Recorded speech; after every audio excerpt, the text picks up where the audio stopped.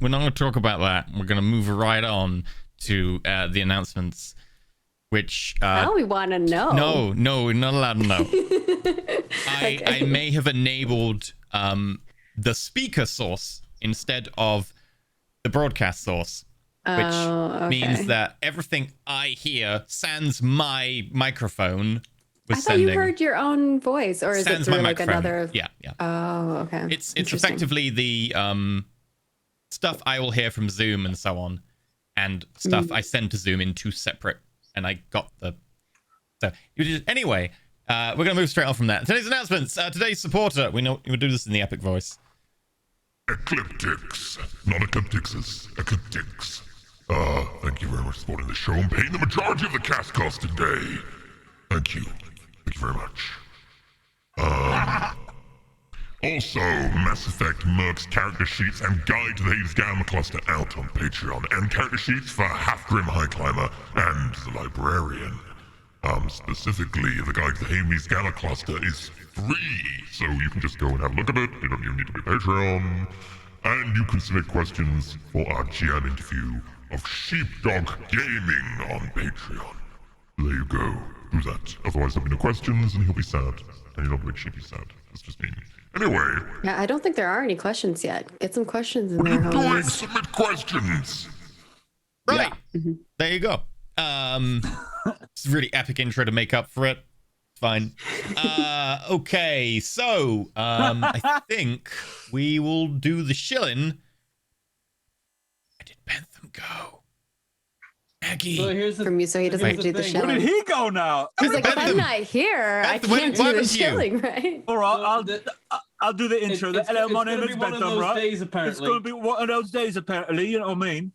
So, my name is Bentham, right? Sounds like. as you were coming back on, I blew my nose too hard and got a nosebleed. And I think if I appear on camera, we get banned. So, no. Provided you hold a tissue to your nose, you'll be okay. Today is one of those days. Hi, welcome to the stream. Can't stop punching people. He just You know can't what? stop.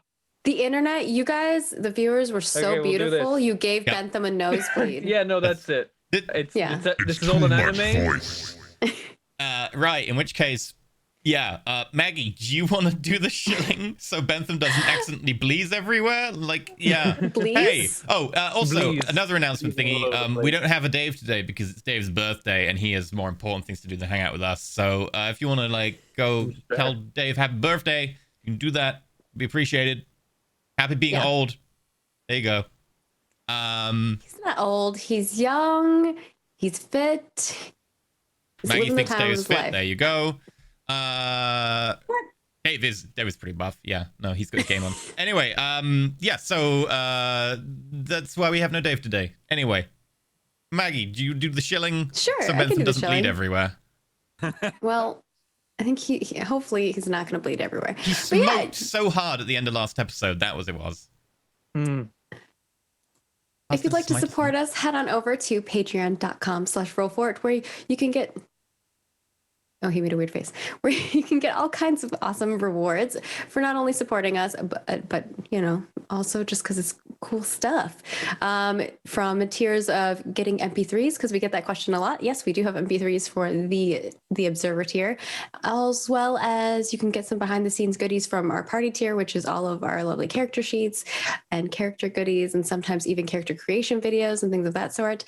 And we also have a GM tier where you can get access to all the GM goodies, like the character sheets for our enemy bosses. Sometimes there are maps. Sometimes you get to do polls. It all just depends on how the GM's feeling about what they got going on. And then beyond that, we also have our hero tier, which allows you to kind of get a recap of what we do every month, and also what we're going to do in the future. If you're interested in kind of like the behind the scenes of how Roll4 works, it's a great insight into that. And also just the three of us being mad people because we're crazy. So, you know, the next hero tier video is pretty, I don't know, we were in a mood. It's either usually like super early in the morning for one of us or super late in the evening for us. because of our time zone. So it's always a riot to see who's actually awake or who's half awake.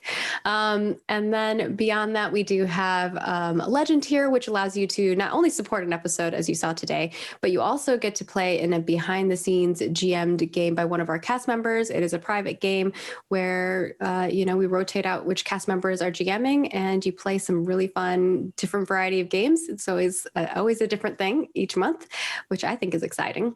And if you want to support us at D&D tier, well, you're just crazy, and we don't know how else to thank you. You also get to have all the things below that, but you also get to get a weird special thank you video. I'm just going to call it that. Ooh.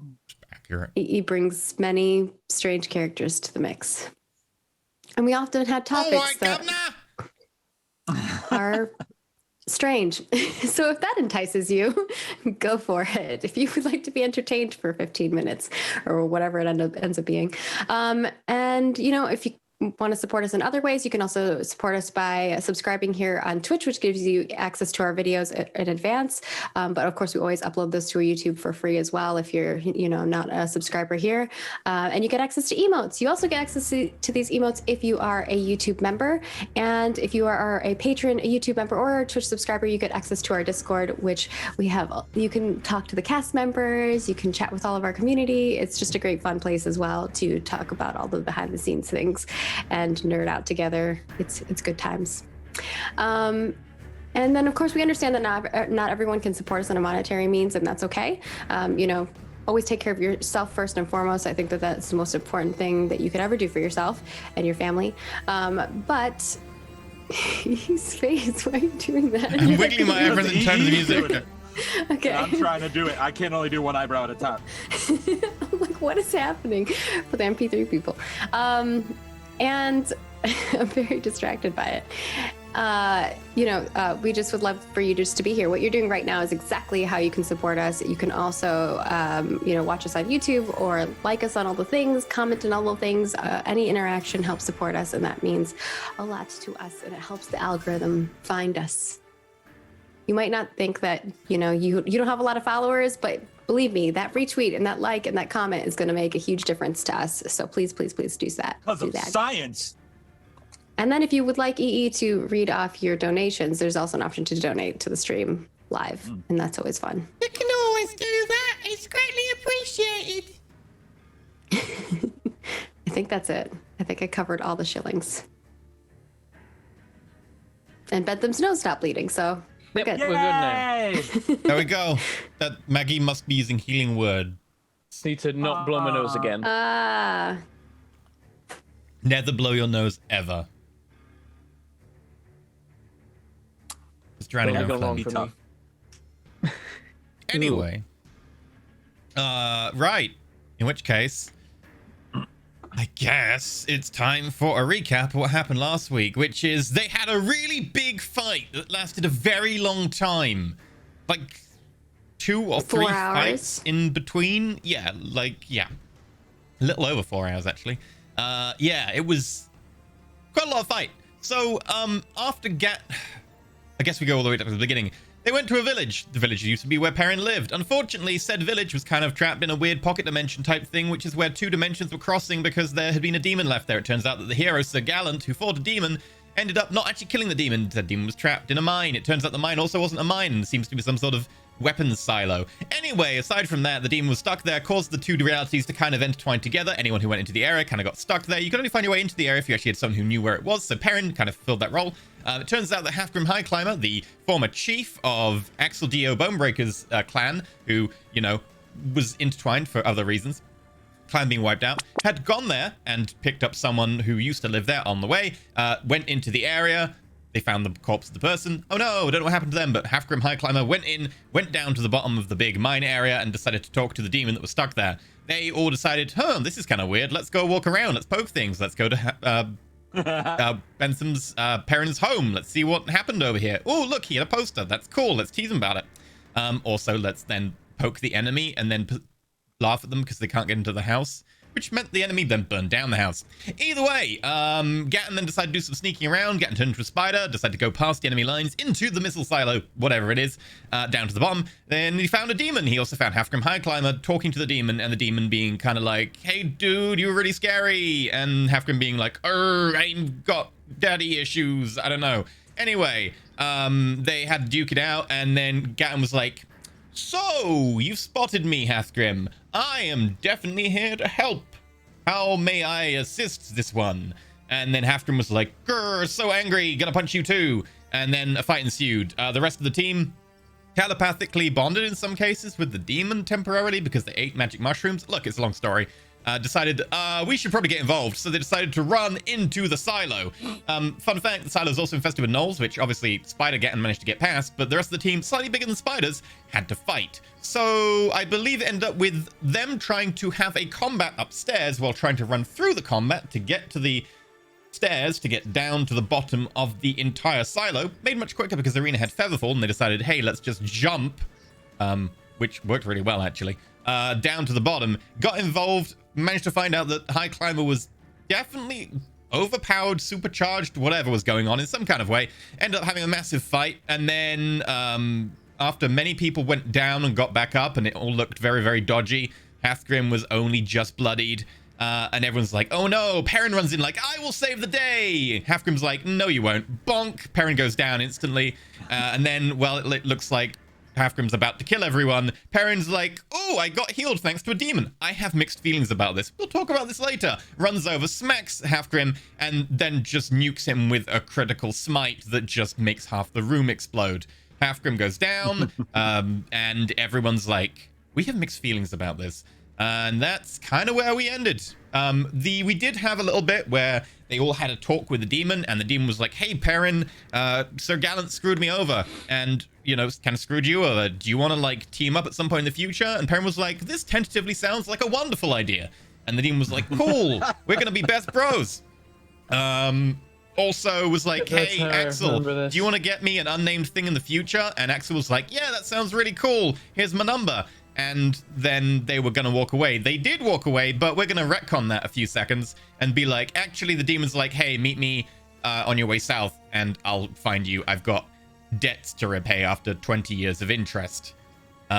So with that, the demon... Arena might have a new crush, and she's also very confused about Sir Gallant.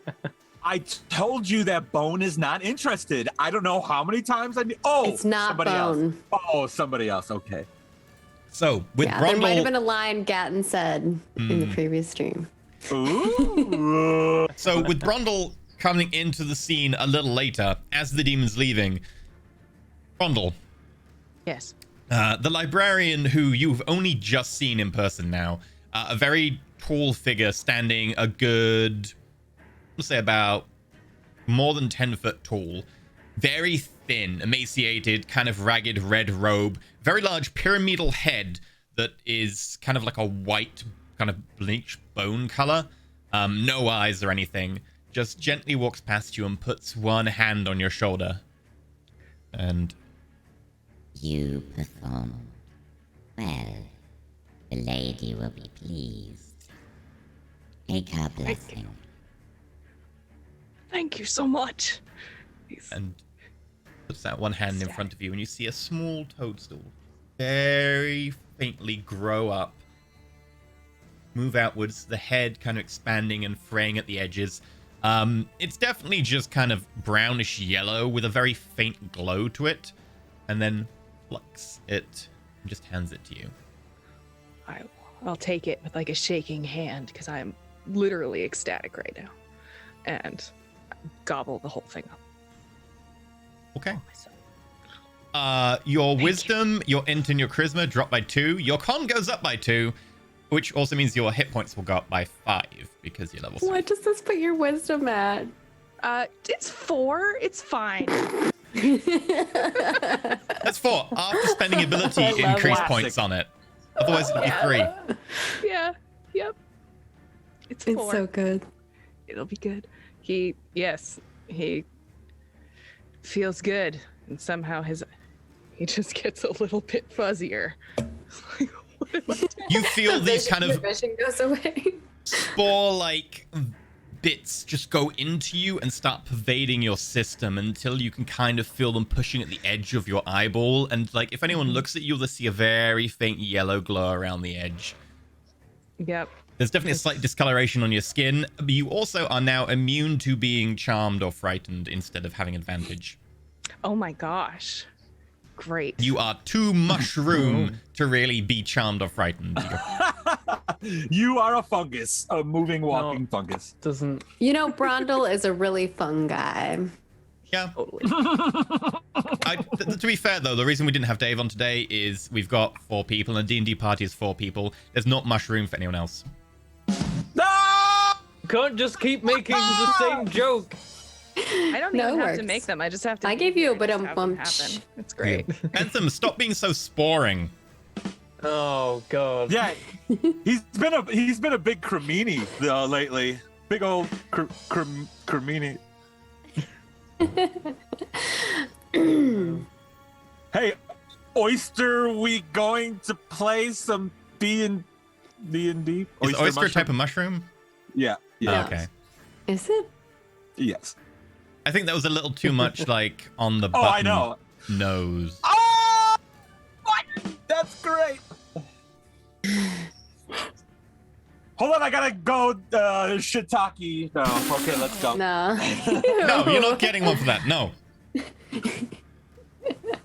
I gotta go take a shiitake. No. You gotta instead of you gotta make it like shit talk. Like you gotta be like, so when we're just chatting the bad guy, it was mostly just we were just shiitake. Yeah. Yeah. Nah. Okay. Anyway, moving on.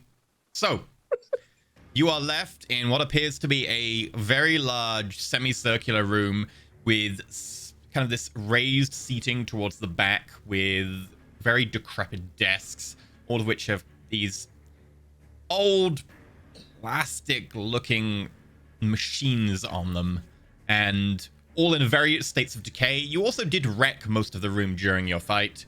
The corpse of Halfgrim is slowly turning to just bits and very fine grains of ash as it kind of just collapses. Also, everything feels weirdly intense. Mm-hmm. I mean, it's pretty intense. Almost like we're in combat to something. I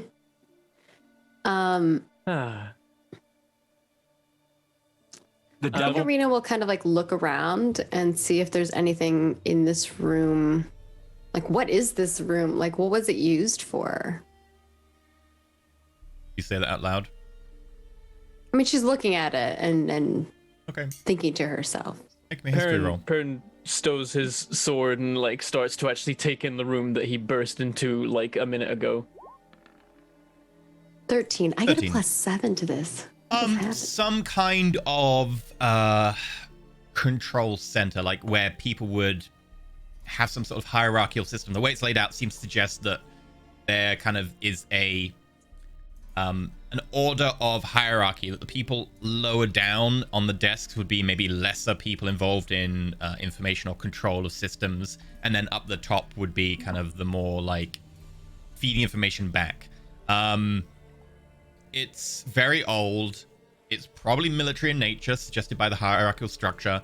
But what exactly it was used for, some sort of information or feedback or dissemination. It seems to be very much a hub center, because there are screens which you will be aware of from reading history. Screens were a big thing in the past, but most of them are horrifically destroyed or cracked or decrepit. Plastic doesn't last that long and does tend to decay and break down. But you can see that there are many of these around. This suggests that this place was very central to some sort of big operation.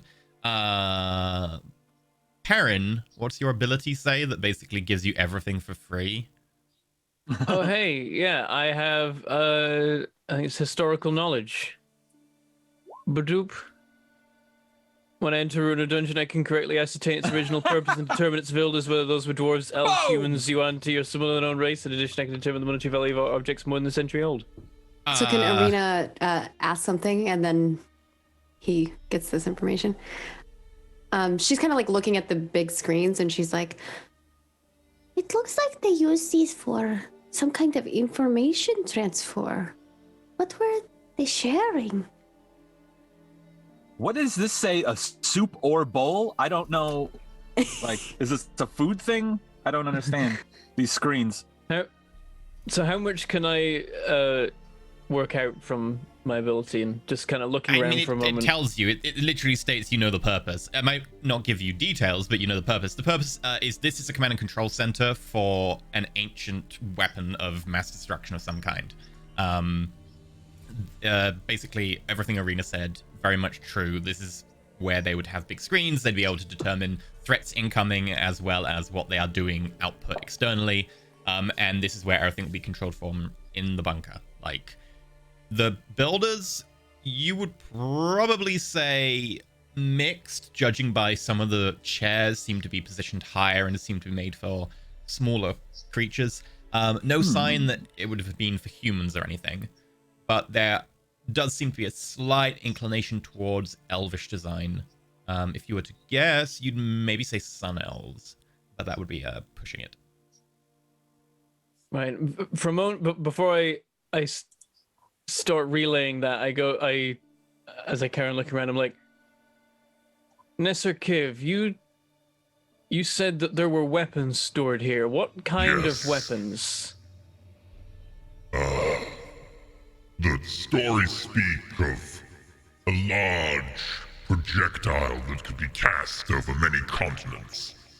Said projectile would break into many smaller sub-projectiles and then rain death upon foes, capable of destroying cities. We only found a statue, and no actual weapon. Were we to have found such one, I would not be stuck in this blade. I see. And then, like, where everyone can hear, as I look around, I'm like, according to Nesser Kiv, this place held great weapons built before the cataclysm that could, by the sounds of it, level cities all over the world. This must have been how they controlled them. This is definitely pre-cataclysm. Nothing like this could have been built afterwards. Then it's probably good that it no longer works. Yeah, should we make sure that it doesn't work? Because this sounds like more power than any one thing should have. Well, it may be that it still works, but according to Kiv, none of the weapons still exist here, which I would like to consider comforting, but it means they were used. Is there a console somewhere that Arena can go over and like look at and maybe all the see electronics are long since dead. None of the screens are doing anything other than slowly decaying. But there are maybe some that are more intact, but they're still not going to work. No, okay, probably not. Also, make a int roll, Perrin. Just a memory check.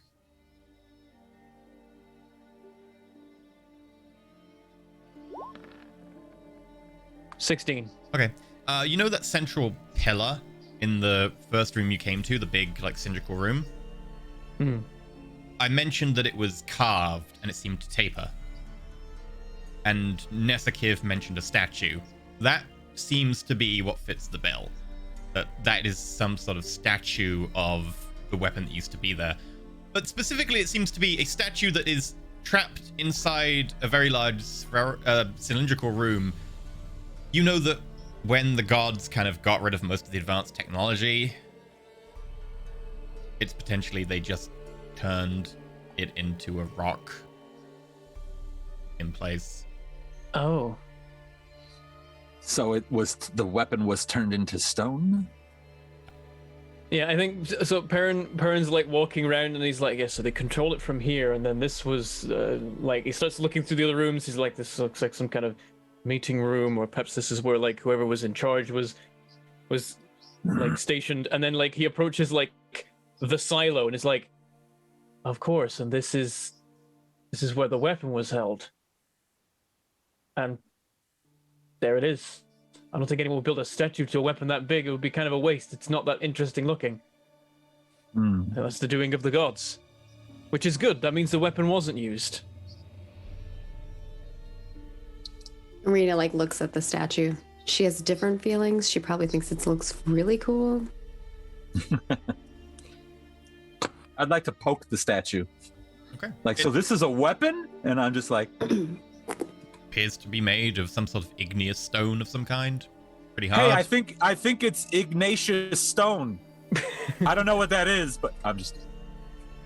I take a closer look at the stone actually, because it'll be interesting to look at stone that has presumably been willed into existence by gods.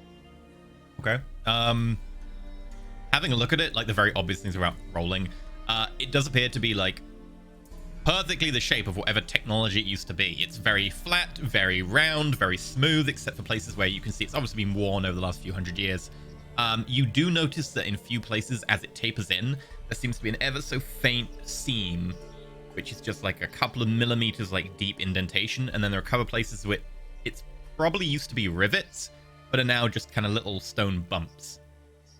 The detail is literally kept.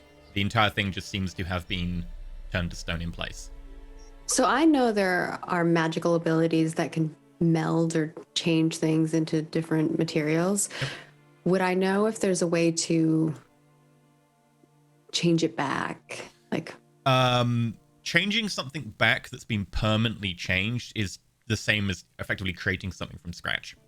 If it's a constant, like, if someone is effectively doing the same thing as concentrating on a spell, like if something is being constantly preserved by inputting magic, then yeah, you could potentially like cut off that magic source or whatever. But in this case, since it's been here for several hundred years and it was probably done by gods, it's probably just been like, it's now stone. The same as like true polymorph versus polymorph. Arena will kind of say this out loud. Like, be like mumbling while she's like inspecting the thing. Brandon also is like musing at things and like looking around and being like, I suppose if we were to smash through some panels on this thing, we'd find wires made of stone. I think Arena and Perrin are just nerding out about like the potential of what's inside this thing. As you knock on it then, it does seem to actually be solid all the way through. And they're like, perhaps they made sure that the internals weren't properly recreated. That might give people the ability to work out, reverse engineer. It's probably best that they couldn't. Is that what you think the Knolls? So we haven't even, our main objective, wasn't there some other big Knoll leader that we haven't even? Oh, they're killed. Smile. You killed saw the corpse. okay. Well, Dave saw the corpse as he went through. High Climber took them out on the way through. In fact, as you're here, you can probably see like blood down one side of the missile where like the knoll has been like left against it, propped up on one of the upper levels. And our friend is leaving, but I think you said something about how the transition back to normal world takes quite a long time, correct? It'll take a few weeks, yeah. So we're still in this weird blood bizarro world? Okay. Some things will change faster than others. Like the prevention of like it melding with the outside world and stuff, that will probably be one of the first things to go. The last things to go will just be kind of like the basic like weather changes and stuff like that. I think Perrin heads back to the control room area and like takes more of a look around there and looks for like interesting artifacts. Okay. At a quick glance before we make any roll, as you're looking around, you do notice that by now Halfgrim's corpse is basically just bits of dust on the ground, like a big pile of like ashen dust that is just slowly being like moved around by air currents until it's starting to just spread out. It's no longer the shape of a corpse.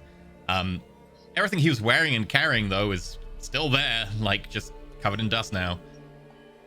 I would like to go over to that and see if there's anything that has colors of my people, markings of clans, of other Goliath folk that might be something that I'd want to keep. Yeah, there's a little pendant around what would have been his neck. A very old leather strap that looks like it hadn't really been taken care of for a good number of years. It's properly worn and frayed, but there is just a very small like tooth left on the end. A lot of the other stuff that was probably on there has fallen off, but one tooth remains. And it is the tooth of... Actually, you were too young to remember what it would be, but you can make me a survival roll to try and guess what it would be. Actually, it would be a nature roll, because this is knowledge of animals. 15 with no bonuses. That's great. Dragon. It would be a dragon tooth. Ooh. You would probably suspect, judging by the coloration and some of the like little indentations and marks, probably a white dragon. I would pick it up and like, why would he have the tooth of a white dragon around his neck? Ooh, Arena will go up and like look at it. What do I know about white dragons? Make me a nature roll. I mean, I know a lot about white dragons. So I was like, what does she know? Perhaps one terrorized your clan and he defeated it. 22. 22. White dragons, very simply, are one of the most ferocious and feral type of dragons. Obviously, they, being dragons, are still sentient and intelligent and capable of rational thought, but they are known to be the ones that are most primal in how they act. They like cold, they're very territorial, and the Stormfell Mountains probably may be a reasonable area of terrain for them. It's maybe just a little bit warm, but some of the higher peaks could probably fit the bill for them. I think Arena nerds out about that and gives you all the information. Considering their clan comes from the mountains, and by the sounds of it, they were pretty isolated. They may have been in the territory of a white dragon at some stage, or a white dragon tried to claim more territory, and maybe that's kind of the interaction. You wouldn't be certain, but that seems to maybe be a crossover. Also, feel free to fill in like little bits of white dragon lore if you want, because of the 22, you know a good chunk. Yeah. I'll share that all with you. So like my people are obviously from the mountains, and with your understanding of white dragons, it could be that some Goliaths actually destroyed a white dragon, which makes sense to me because we are tough and rugged and we do those kinds of things. But this might be something of value to my people, the remaining Goliaths. So if you don't mind, is it okay if I take this with me, or do you need it for something? It's the property of your clan. It's yours. All right, and I take it, and I put it around my neck. Killed it either. Sometimes creatures lose their teeth, and then you find them too. Oh, so the little tooth fairy action, awesome! And I will take. I will take it. I wonder how many gold the dragon got for losing his baby. I would be careful with tooth fairies. They are not good. At least the ones that I've seen in the books that I have read. They can put you to sleep and then they murder you. Whoa, I don't want that. A much very different tooth fairy than my Some of the clan more modern, has nicer thought ones of. just carry pliers with them. They take the teeth. I've lost some teeth recently. Tooth fairies are scary. Brondel, how many teeth do you? Did Tooth Fairy come visit you as well? Well, no, I've lost some teeth, but there's been no fairy activity, as far as I know. just Probably for the best. Like your felt teeth or a let pocket down. of teeth? I mean, it would have been nice to have some company, I suppose. It really affects you when you lose a tooth unexpectedly. That's all I'm going to say. But you know, I haven't is seen that any fairies. Is that normal that you just are losing teeth? I mean, I am about 250 years old. Yep, that'll do it. So, Yep. you know, it's, and I, you know, when I came here, my toothbrush did not last very long. I'm sorry to say. So, what are you going to do? I'm sure that was the least of your worries, yes. Pretty much, yeah. But it looks good on you. Oh, well, thank you. I mean, it makes me look tough. People might think that I bested a white dragon myself, but I, of course, will say the honorable thing and tell the truth that due to a series of unfortunate events, I have acquired said tooth. Maybe Halfgrim wasn't the one who slayed it either. Maybe it's an heirloom. It's quite possible. And the way I'd say that all of his possessions are yours by right. I would agree with that. I find it just so strange that one of my kinsmen would want to deal with the devil or a demon. Like that just doesn't seem like what my people would be interested in. And is Isn't that what you just did? I'm You know surprised what? by you making that deal with that fiend. I don't think I would. The fiend Aaron, you did absolutely too. helped us out for a variety of reasons to get down here. I don't know that he did make a deal. I I'm didn't 100% long- certain that he did. And so did you, maybe. I'm gonna do my best They're Gatton very voice. tricky with the way that they do their words. When I was down here, the Goliath was trying to manly. Goliath was trying to interrogate the demon and asking questions, and the demon was trying to resist. That's what I heard. I want to turn into a bear. There you go. Just Gatton. Just because that's kind of key plot information that Gatton heard and you didn't. Gatton, what was there any specifics that they talked about that you overheard, or just? I don't know what Dave would have heard or remembered or intuited, so nothing that I can recall. Rawr, I'm a bear. Do I remember rightly that when I killed him, there was a slight kind of indication that he may have been possessed and that whatever was possessing him just buggered off and we didn't actually kill it? Maybe. And did you say that out loud? Because I don't think I actually know that. You would have seen very faintly before he effectively bled out. You would have seen a very faint changes in his eyes. Whether he was possessed or not, you wouldn't be able to say, but you'd have seen a change in his eyes. Yeah. Yeah, but what Perrin says is, I didn't get much time in here while that guy was alive, but in the brief moment I got very up and close to his face, there was a kind of darkness in his eyes, and I feel like it left just a little bit before he'd finished dying.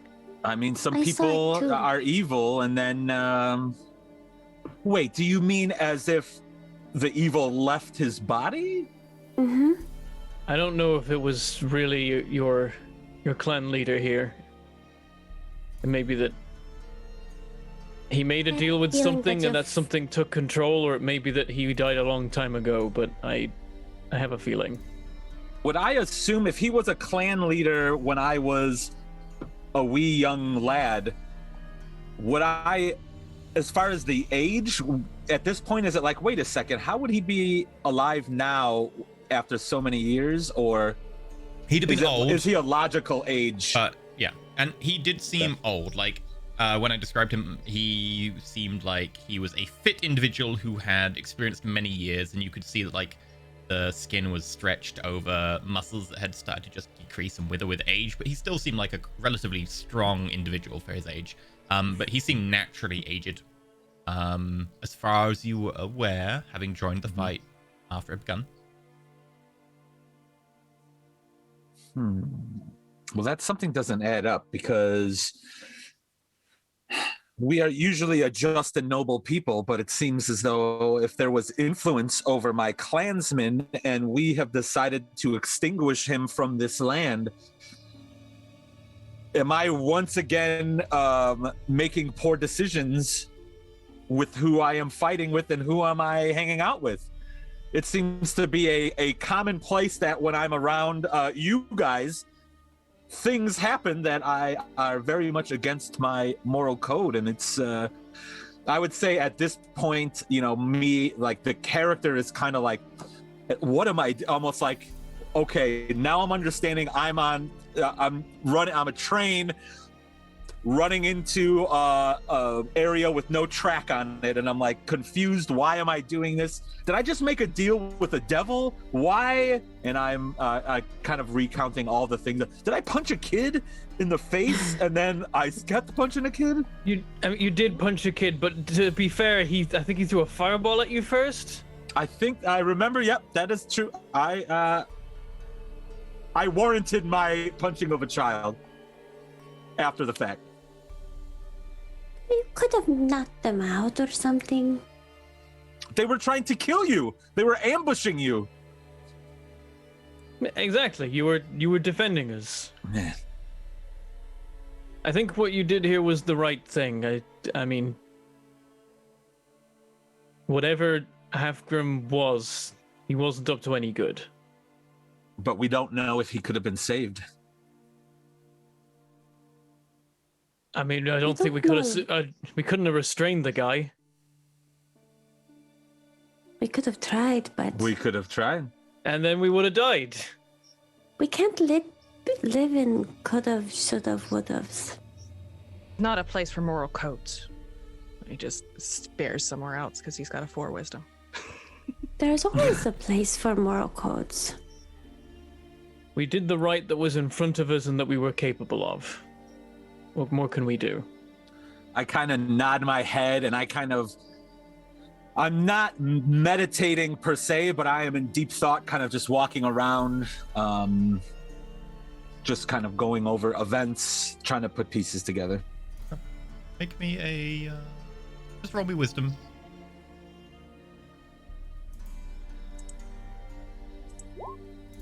A 20. You make sure as you walk around deep in thought that you don't accidentally tread your former clan chief's ash all over the room. Oh, of course. And actually, I might, if I have like a little bag, I might collect just a little bit, so that potentially in the future, even if I'm not collecting all of his ash, I could maybe do a proper burial for him. As he's doing that, I'm like, oh yeah, the fact that he's turned to ash, that suggests that he wasn't, just a normal Goliath to do normal Goliath things. It did seem like he had some abilities that were not normal. As you move the ash, by the way, there's a bunch of gems and some coins and some items of clothing and stuff, and the potion that you just kind of like push off to the side as you collect the ash. I would probably, hey, there's also some like money over here. I don't know if you guys want it, or if I should keep it with the ashes and bury it all together. But Oh, are they in the ashes? Oh. Like his corpse turned to ashes, and the stuff he was carrying was sitting on top, so it just went. Gotcha. after I would claim the ashes, I would kind of look. I'm assuming we kind of know what it is, but if there's any other clues as to, stuff he had on him, if that could give us a clue of any kind or whatever. Arena will look at the jewels because she's a jewel crafter. Maybe she knows where these jewels maybe came from or where you would find such things. Yeah, make me a int jeweler's tools. Okay, jeweler's tools. I'll take a look at the potion. I'll do the taste test thing to see what it is. Okay. 10. 10's what I was kind of looking for. These are... I think I get a +1 to that for the little tool thing that I have. Yeah, all-purpose tool is +1. Right? This is basically a pretty standard case. Carrying a lot of money is heavy. These look like effectively trade jewels. They're standard size, standard carat, standard cut, and effectively just very high value trade commodities deliberately designed to be portable, and so you can buy or sell or barter for services with people who need more than just like 20 gold or whatever. It's very much designed to be easy portable money. I say I have no use for these, so if anybody... If you don't mind, we could probably find some use for them. And Perrin, as far as you're aware, it appears to be a healing potion, but it's a greater healing potion. Oh. Does Bone have... You said you have bracers or something? Yes. Could Arena maybe fix 1 or 2 of these jewels on one of those as like a remembrance of his clan? They are magic braces, so making an alteration to a magic item is difficult. But you could, like, if you've got a way to stick them to the outside, or you could just, like, fashion them around like a piece of leather cord and then tie the leather cord to the braces. Yeah, could it maybe if the bracer came up on the hands and I put maybe 6 different colored gems on this and don't say it, we're gonna get in trouble. Yeah, I think it's 6. I mean, let me just check. There's 1, 2, 3, 4. There's only 5 colors here, I'm afraid. I'm sorry. Oh, I can't do the one in the. You're missing the last one before you can like. Maybe Goliaths only have 4 fingers. Yeah, maybe that's. No, Goliaths just have like that. Just like 3. You're gonna do that last one out of someone's forehead. They stole it. I see. Karen, come here. That's good. Anyway, back to in-game reality. Yeah, Arena so will after say that If you want, I could maybe make you something with one of these to remember your clan by. I mean, I do have this necklace. I don't put much value in money or things of pure monetary value. So if that really has no resonance with me or my people, unless, like you said, these are not magic gems. These are gems specifically made for monetary value. So I almost like these mean nothing to me or my people. I mean, Arena could take the gems and make them presentable. Like, she's got jeweler's tools. That's just effectively what they're there for. They're deliberately designed to be like, hey, if you want to, you can just carve these up, make them pretty, and then make them ornamentation. But they're in kind of a raw form right now, divided by... So, just 5 gems or something? It depends. If you want to... What? The full amount of all the gems that are there? Or... Yeah. Okay. There's 1 small diamond, 3 gold yellow topaz, 7 amethyst, and 2 tourmaline. Can you paste that in chat? I will paste them along with their monetary values. Do you want to put them into the group inventory, or do you want to put them into your inventory? I could carry them probably. I could put them in my bag of There's holding. also 16 agate as well. Ooh. Okay, I'll put them in my treasure section with my 2 bottles of poor quality spirits. 1 times small. Which I think I actually have less of now. Yeah, I have 11 pints. You know what? I'll actually just print screen his inventory section of the gems, and I'll put that in the Discord for you. Because that'll be quicker than me typing out. But, in summary... Oh, you can't, like, copy paste? Not from the inventory. Oh. Because it's technically 10 boxes. Oh, wow. There's 1 small diamond worth 1,000 GP, 3 gold yellow topaz worth 500 GP each, 7 amethyst worth 100 GP each, 2 tourmaline worth 100 GP each, and 16 agate worth 10 GP each. I think I've seen this Steven Universe episode. And Perrin, are you keeping the greater healing potion? Yeah, I'll stash that. Sure. There you go. There's also a couple of other items, but that's all the gems and potions. There's also, if you want the money... any of the other items... You want the money? I mean, I would give it, like, I... Okay. Yeah. Bentham, as treasurer, you get 90 GP and 42 platinum. Oh. Nice. Okay. That'll do it. And That's a lot of money, that is. Mm-hmm. You were asking about other stuff. There is a shield, which is kind of mundane. It's very much a kind of special design. Instead of being like a full kite shield or something, it appears to be almost like a bracer, but with like 2 panels, 1 above and 1 below the arm, and 1 panel that runs along there. So it's very much like the Captain America, like Infinity War shield. Mm-hmm. Second reference. That's great. Second Marvel reference. That's wonderful. There's also a cloak, which appears to be like a wolf pelt or something. It's a very fine kind of gray fur with a skull resting on the top of it. And oh, wow. Let me just look You slayed dragons in the south and wolves in the north.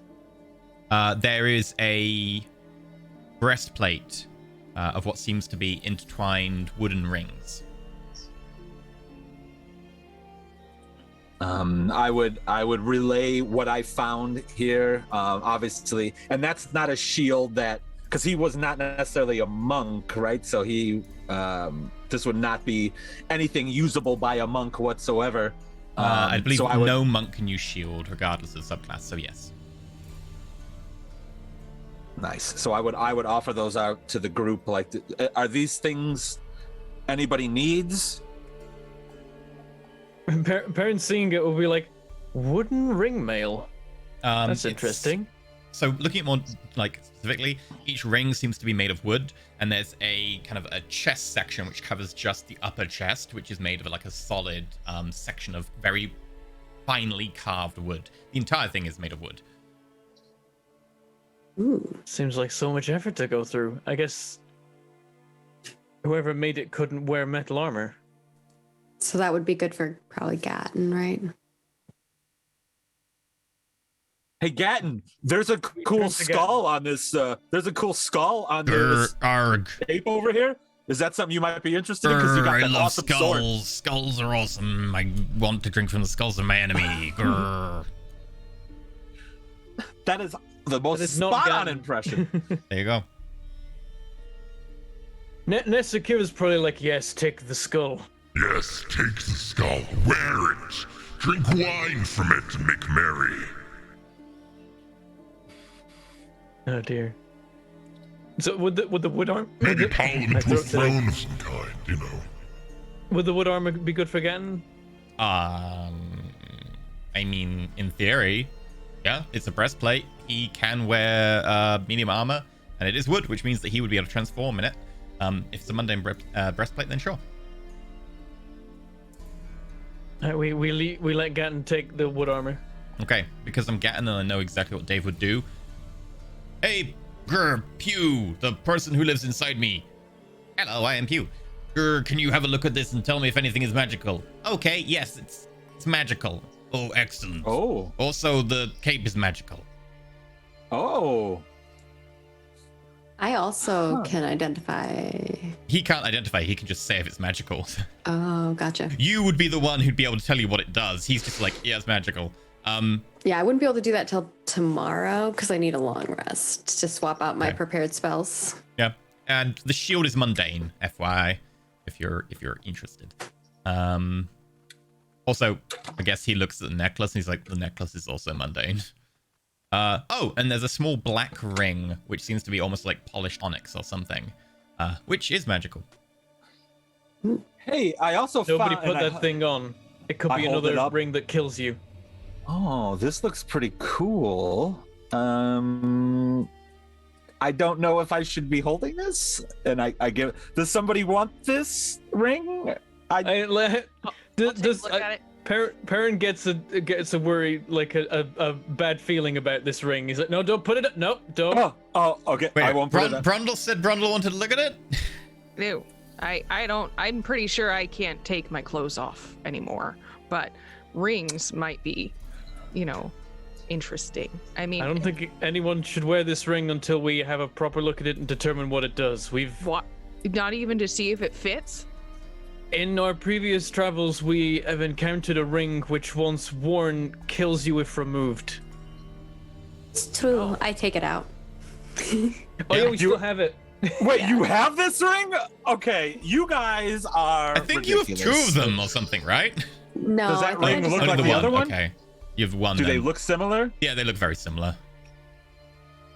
Are they really? I'm a jeweler. Can I tell, like, if they're? You would say they are not quite identical, but they are almost identical. They look very similar, but I don't want that quite ring. identical. Yeah, Perrin pulls out like a rag, and through the rag grabs the ring off of. Either way, I would not put any of these items on until after I identify them, which I won't be able to do. I'm very tired right now. So maybe tomorrow. We can worry about these things later. Okay. I will put some of the things in my bag. Are you tracking all the treasure stuff, Bentham? Other than the jewels, I got the jewels. I can mark down all the items armors and stuff. Okay.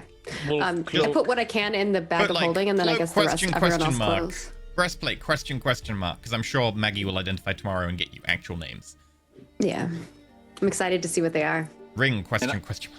And my character, as you are aware, is very minimalist. So money, jewels, I don't care at all for those things. So like finding stuff, I'm like, you guys want it? I don't. Brundle just wanted a ring, and you guys were like, no, you can't have the ring. I know. I'm feeling because it might She's kill totally, Brundle. or he's totally down with having, or Arena is totally down with him having it, but she wants to ensure it's going to be safe for him to put it on first. You gotta check it's not a murder ring first. Yeah. murder ring. Give it's the more murder ring to concern the for four Brundle. wisdom person and be like, I'm totally cool with this. It's like, hey, child, come here. Here's a hand grenade. Yes. Like, Well, I want to know what it is first, here so you I go, don't want to child. give it to Don't let him. go.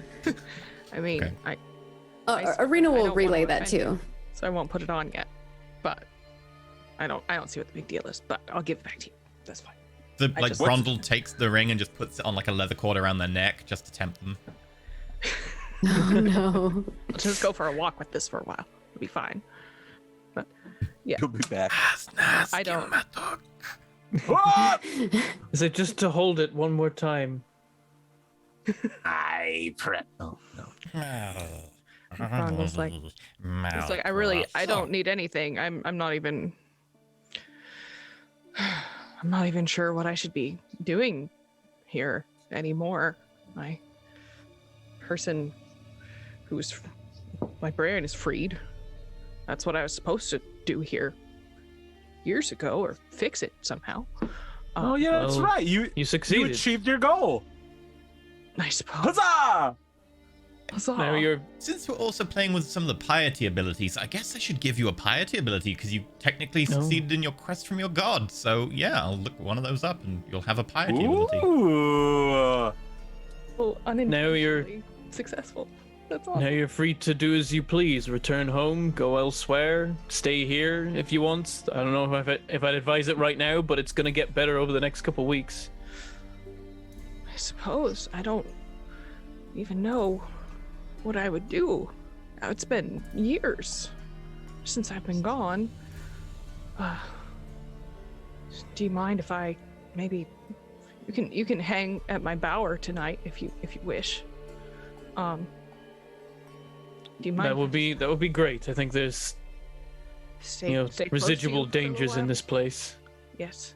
I feel like And I then can we're- barely we plan remember my to- life. We plan to travel south to Near Earth. You could come with us. I would love to leave. I never thought I would. Arena will offer Sounds like a her plan. hand to Brundle. Brundle gets all the sweat and slime off it and gives Arena his hand. It will only be temporary. It will be slimy It's okay. soon. I think we were preparing to leave. Perrin kind of looks around this control room again. Is like, all those years, and this was here the whole time. Not only that, people were coming down here. How did I not know? I think I've got some more questions for my parents when we get to Near Earth. People I have who a hold lot of power will questions. keep things from you. Do you think Well, they I- knew what was happening before they left? I don't know who knew and who didn't. That's part of the questions. Well, it It was a appears you were mine. right People about... came down here. They came out with iron. I assumed it was ore. I never really saw it, I guess. It was and Were your Iron parents a predominant, upper class part of this town, or just the average? You were just average town folk. Average town folk, I suppose. I mean, I was a kid for most of the time. When we left, I was 14. By then, people had stopped going in the mine because that is. Actually, no, I don't know if that's true. Scratch that last bit. No, the mine had basically been pretty much closed for like 80 years or something. I thought people still mined it. Yeah, but not very much. There was a few, but not many at all. Like Okay, it had right. transitioned about 80 years ago, started transitioning to an arable town, which is when you got the harvester. Right. So, did locals sometimes go into the mine to mine, or was it like other people sent from Near Earth? Other people, yeah. Right, okay. A slight edit of what Perrin was saying then. I guess maybe no one in the town knew the truth. No one really came in the mines, and if they came in the very entrance, it wouldn't be so clear that there was something else going on. People from Near-Earth came to do the mining. Some of them must have known the truth.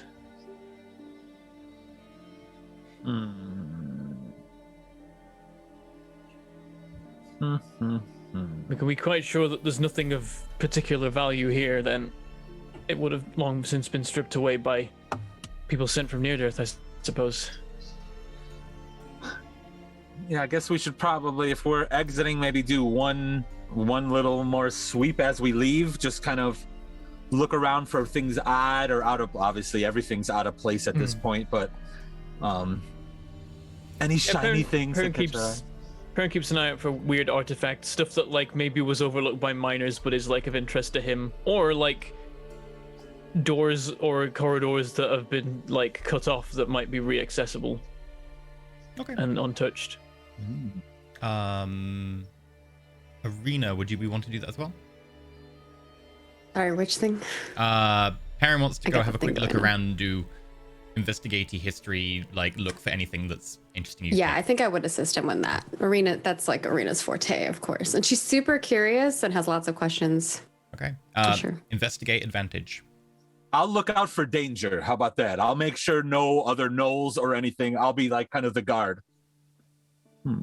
Yeah, there could still be some hanging around. 23. Thank you for that advantage. Wow. Okay. Otherwise, it would have been an 8. So Since it was a 23, I guess this is like Arena's like moving through a load of stones nearby, a little bit down the corridor where there's this kind of room off to the side with what appears to be racks upon racks of nothing. Like it seems like the racks have been looted. But as you're moving like a bunch of stones around, you start chucking them over your shoulder, and like you're like, no, this is boring, this is stone, and you chuck something over your shoulder, and Perrin just snatches it out of the air, and it's what appears to be a very polished round object, but with like a small metal like nib at one end, which looks like it's a very like quite tightly affixed rod with like a little spring-loaded hammer on it. This would possibly be a grenade. Oh. It's like, yeah, it's like he grabs it and is like, huh. And there's a moment of realization. He's like, I really stopped touching anything. And then, Arena like, stops. I think this is explosive. Arena gets excited and goes and looks at it. Would I, as a character, know about grenades and this technology, or is this absolutely foreign to Make me? me a Or is history check, Bone. Would this be something that general people in this world Grenades are a little bit realize? more esoteric, so actually no. People do have grenades in this universe. Right now, it's just very crude, like gunpowder in a pot with a load of shrapnel. Gotcha. So this two. Okay, you wouldn't recognize it, but you'd know the concept of a grenade. Yeah. Like, whoa, those things blow up? That's awesome. Presumably, it's still functional. And I slowly step back, farther and farther away from Bentham. Baron like carefully turns it over in his hands, checks to see like the mechanism is okay, make sure he understands how that works. Okay. Arena kind of examines the thing, and I'm guessing I can figure out how it works because I tinkers and stuff. Yep. And she kind of like goes into detail about how it works, and she's like, "Don't pull this thing. That's how it goes off." In Tinkerer's tools, then, Arena. Okay. Oh, well. Yeah, can I store it somewhere? 13. 13. Yeah. This is quite a simple disposable object like you would use, like a potion or something. It will be a attack to use it. And what is Can I instead have of one grenade? You have one grenade. I'll put the rules in the Discord so you have them like, and you can just copy and paste them somewhere. But it'll do 2d6 piercing damage, 2d6 thunder damage, with a save of DC 13 dex. So 2d6 thunder. And then 2d6, what was the other one? Piercing. Piercing. And the save is Dex DC 13 Dex for half. versus. Oh, it doesn't have like a. And you can throw it up to. Just make it a flat one. Make it 60 feet. 60 feet. 3 shall be the number of the count, and the number of the count shall be 3. For saving throw, it doesn't actually. It says Dex versus, and it doesn't let me pick a number. That sucks. 4 Put is it too in many. the text or the comments field or something. Okay. Dex. DC. 5 is right out. Is this the holy hand grenade? It doesn't do radiant damage. That's a different If a one. paladin throws it, Yeah. It's piercing and thunder. If you smite on it, I guess. And no other Why is there a bonuses, button you right? can, but that would be That's weird. cool. Or does my Dex bonus apply to damage here? No, it's the object's damage. You don't Okay. do the damage. All you do is prep the object. It's an object interact action, so it will take an Cool. action to use. Grenade. So not a roll. No roll. Well, they have to roll a DC 13 Dex save, but Okay. Cool. I think I got it. But that sounds like a great distraction device. Throw it that way and run the other way. Run! Obviously you need the area of effect. 20-foot radius. Oh. 60 feet. 20-foot radius. Okay. Got it. Nice. Obviously it's single Now, use. who should carry it? Me. Technically, it's an action to use, so it's actually better on someone who doesn't get multiple attacks per round. That's true. I don't want it. But also, you are the one who might understand to pull the pin and throw instead of pull the pin and look at. I'll hold it up to somebody's face. Ah, look what I got! Oh! That'd be horrible. It would be pretty annoying, yeah. Could I figure out how to make more of these after looking at it? Like if I took it apart. Uh-oh. Now we're getting into heresy. That's definitely heresy. The tech is a Look, bit I too made advanced, a pangolin bot. I'm already doing heresy. which is programmed into your class. It's probably too advanced. You could probably get the concepts, it's an explosive amount with some sort of fuse encapsulated in some sort of material which will hold it together long enough that it won't just burn as a material. It will explode and force it outwards, and then Molotov in this cocktails. case the actual casing turns into the shrapnel. But in other cases, you know that some places that do crude I'd grenades probably be able to make a use shrapnel. shittier version of it, is what you're saying, which I think makes sense. Yeah. Okay. An old empty potion bottle of some kind, here it is, and then some scrap fabric. You would probably even know, Arena, that the places that tend to make their own and use kind of crude gunpowder grenades, they mix shrapnel in bits of iron or bits of flint or something, because the actual container themselves are never particularly good projectile shrapnel, because pots and glass bottles, the bits tend to be too irregular, and they honestly aren't heavy enough and carry enough momentum with them to cause decent penetrating injuries. So most places tend to put shrapnel inside with the gunpowder. Nails. Yes, nails is a very classic. Those faces oh no, what have we given Arena? I will be honest, nails has been a staple of grenades for the last 1,000 years in the real universe, and would totally be the first thing that jumps to your mind, even in Ascension. Yeah, sure. Mm-hmm. Okay.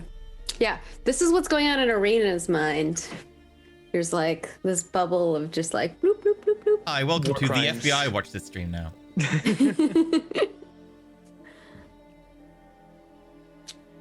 Oh dear. Okay. Yeah, Arena can have the grenade. Aaron knows Arena well Perrin- enough. He probably can see her little cogs. Perrin can beer see cogs. the thought bubbles. Yeah, going. I need to give you an item which is thought bubbles, which is just your every thought becomes a thought bubble. It's a Oh, curse. God. It's great. Oh no, that's like that new movie, the movie where you can hear people's thoughts. I can't remember what it's called. That's your reaction to my idea. It's very bad for stealth. Everyone can hear you being like, "Don't spot me! Don't spot me!" Yep. It's What also am really I gonna bad do for the with this list. box? Serena's Perrin naked, and Perrin's Oh yeah, she's definitely thinking about that now, though.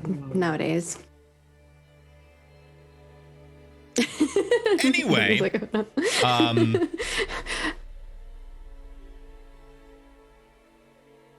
Anything else that we So, see I while guess we're we don't find anything else. investigating?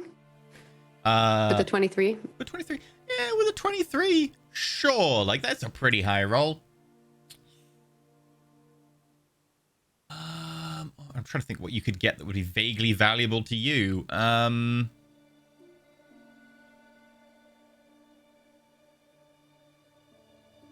Or to parents, since he's assisting me too. Yeah.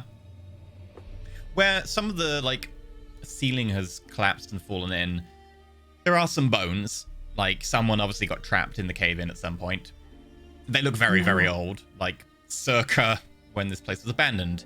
However, on the wrist appears to be, like, a gold band, segmented, and each, like, link is attached together.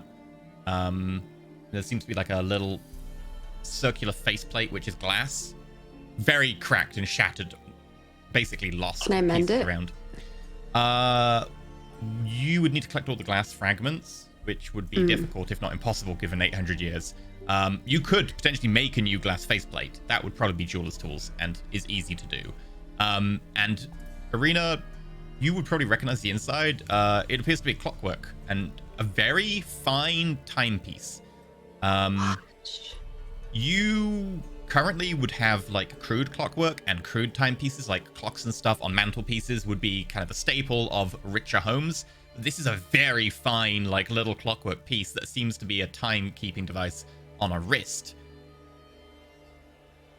This potentially might be fixable by you, although it would take a lot of very precision material and like machining, which would take you a lot of time. Broken watch is kind of... It's a broken watch. It's a gold Rolex. Yeah. Broken watch. Nice. I will add that to my inventory. Make sure you note broken gold watch, because it is gold. Broken gold. Okay, broken gold watch. I will note that. Perrin's also peering at it, and he's like... I will point it out to Perrin and be like, I think I could probably fix it, but I would need the... And she just like starts rambling, as she does. So the technology we used to be capable of, even our clockwork was better. Yeah, things really seem to go downhill. Our clockwork. Still thinking about Perrin naked. Oh! Hey, I just found a bunch of bell ends over here. I don't know what we're gonna do with all those, but Melons? Or melons? Bell ends. I lived in the UK, so I get the reference. Okay, gotcha. I thought you said melons for a second. I'm like, what does he say? Like what? It'd be very weird to find down here. You think they would have gone a bit off by now? Ew. That's what. Either way, Yeah. No. Back to reality. You know what? I think the least disgusting member of the group right now is Rundle. Just saying that. Anyway. The only thing Brondel wants to do, by the way, is pick up any and all mushrooms, because I assume there are shroomy bits down here somewhere. It's probably dark most of the time. Mm-hmm. There's quite a few. Make me a nature roll. Okay. Or survival, but your survival will be trash. Yes. I mean, my nature is only slightly less trash, but it'll be okay. No. I got a 6. Well, you probably eat a mushroom that would be fatal if you weren't immune to it. Yes. So I'll there's take one of those definitely a moment mushrooms. where Can I you're have like that? eating this mushroom, and then some member of the party turns around and is like, "No, that will kill you," and you're like, What? But it's probably like, no, that will actually, you're probably fine. Yep. It's spicy. It's fine. Got a little bit of a kick to it. It's good. It's crunchy, spicy. It leaves a tingling sensation of dying cells. Exactly. But what doesn't really? I mean, I feel that constantly. But yeah, he's just looking for mushrooms and stuff, and he's letting all these people do all these. If I find any mushrooms, I will like hand them to Brundle, because I'm sure I'm investigating and finding, and I'm... Arena, make me a survival roll. Okay.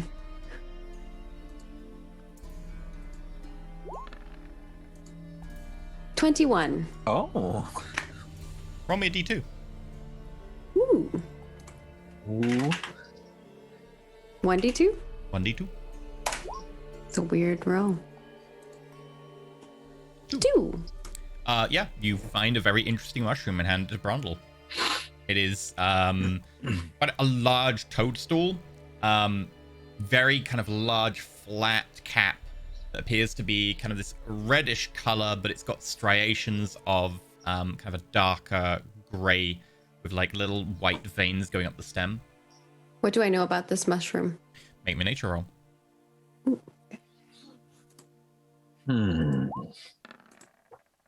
20. Oh. Okay. These mushrooms are only really found in certain places where the abyss has kind of leaked through.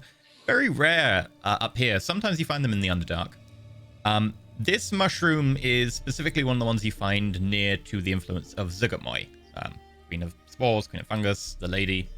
It also, when ingested, causes you to enlarge for an hour. Arena will explain all of this and just be like nerding out about it. Brondel will start jumping up and down, excited. And you break a brick with your head. You know when someone like gives someone like a thing of flowers, like a bouquet of flowers, I like hand it to Brondel. He gets it. He does this and he twirls around and he's very happy for. Oh, is it big enough for like it to be like a little parasol? That'd be cute. Oh, I mean, on you, maybe. Okay. Is it so? Does he have to eat the whole thing for this to happen, or is it just like a bite? You have to eat the whole thing, which will take a bonus action to do yourself or an action to feed it to someone else, just like we use our normal potion rules.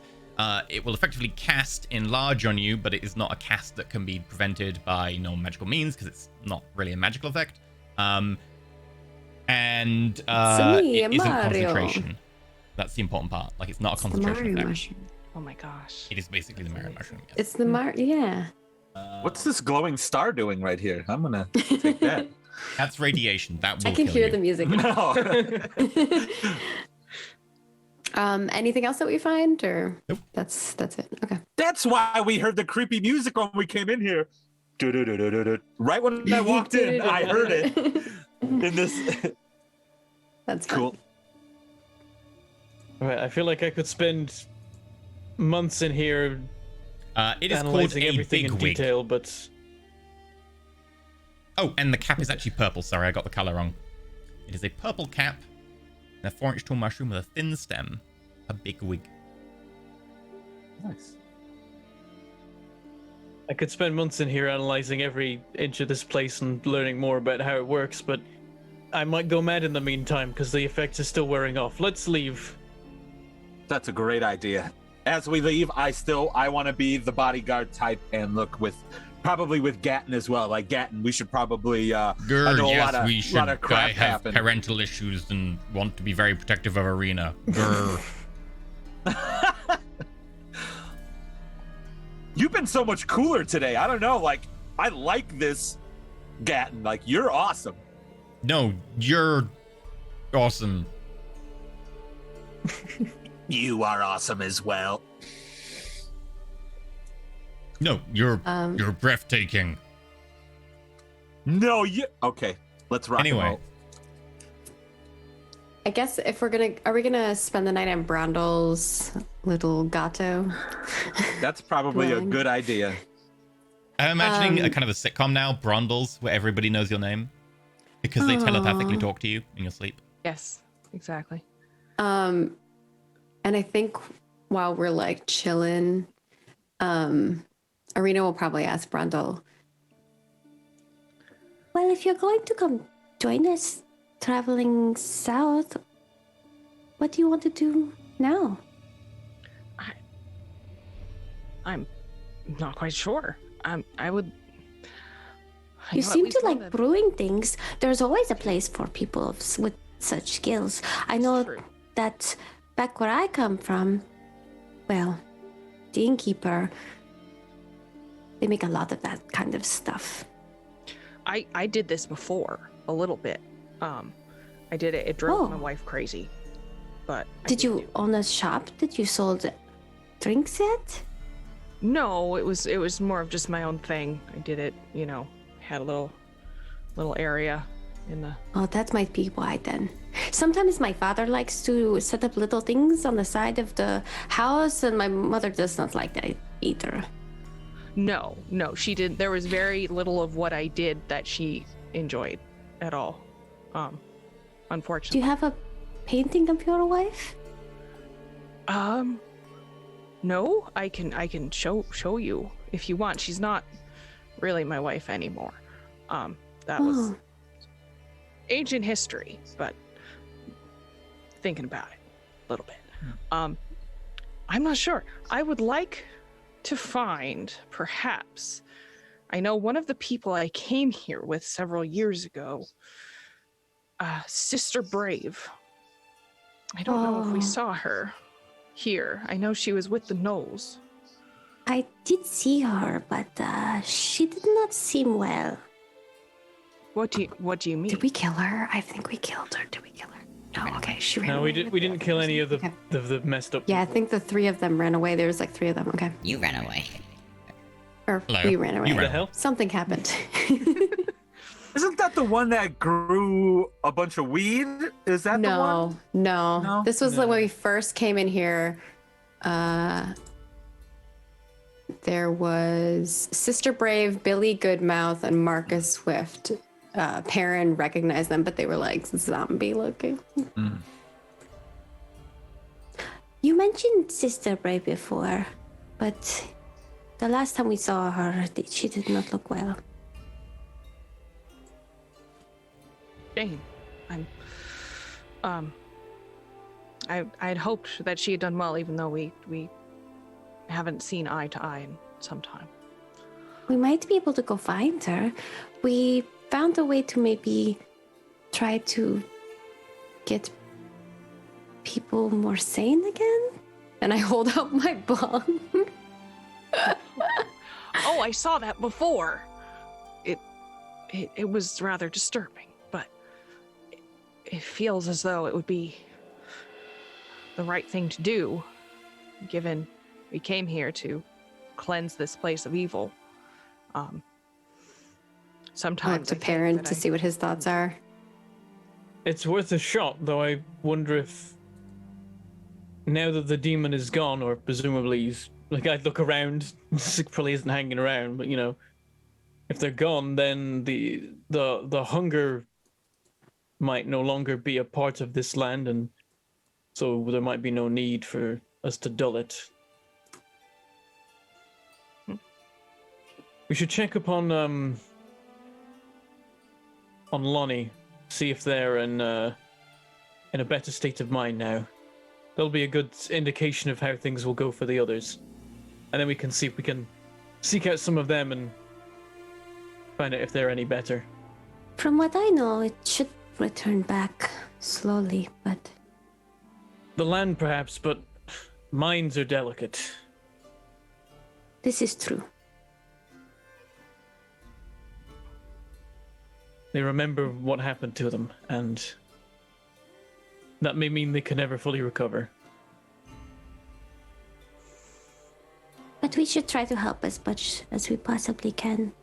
Absolutely. And we need to keep an eye out here in case there is any more gnolls. We might have to do a couple of patrols, finish off some stragglers. In that case, I would like some rest. And I will sit back in the squishy whatever is in Brondle's hovel and sit back and eat muffin or something. First things first, a well-earned rest. Tomorrow is going to be the Knoll Patrol. And I give a little to Sure. to Pietro too. Thank you. They're still out to get us, though. They're gonna come find us. It is gonna be okay, Pietro.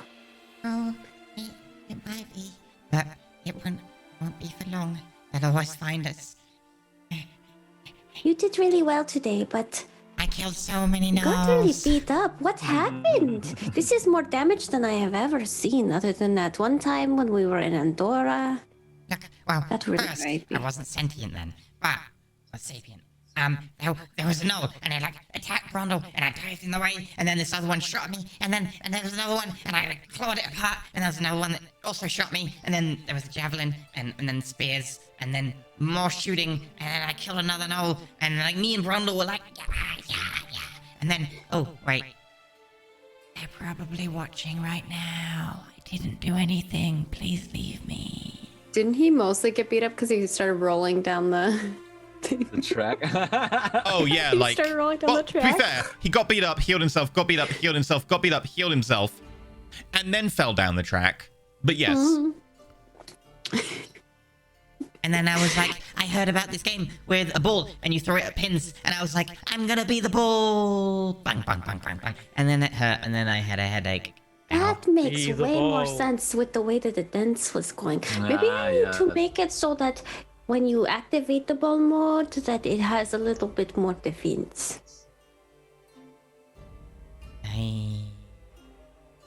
And that'll be like the upgrade for when I level up because he gets another AC or whatever. Yay. You should do that soon. And then they won't be able to find me. Maybe we should paint me not bright orange. Like black like the night. I could maybe change you to be black. We'll have to find some kind of paint. But then like it could be Pietro. Tango Man. I am the night. You could probably come up with a better name than that. Something epic. Oh, what if you give me like a metal body that looks like a person, and then I'm a pangolin inside the person controlling them, and then I could be man pangolin. Mangolin. I like that idea. And then I could pretend to be a person, and then they wouldn't know how to find me. I'd obviously want to be a gnome, because obviously the gnome's the best. I always thought you looked great as just being yourself, you know? Look, I Being a have body pangolin. issues. We all do. I'm the only member of my entire genus that speaks languages. It's weird. I feel very alone. Oh, I hug little Pietro. I mean, aside from you, you're amazing, obviously. Can I give Pietro a hug too? Yeah. Okay. You're very large. Yeah, and you're little tiny.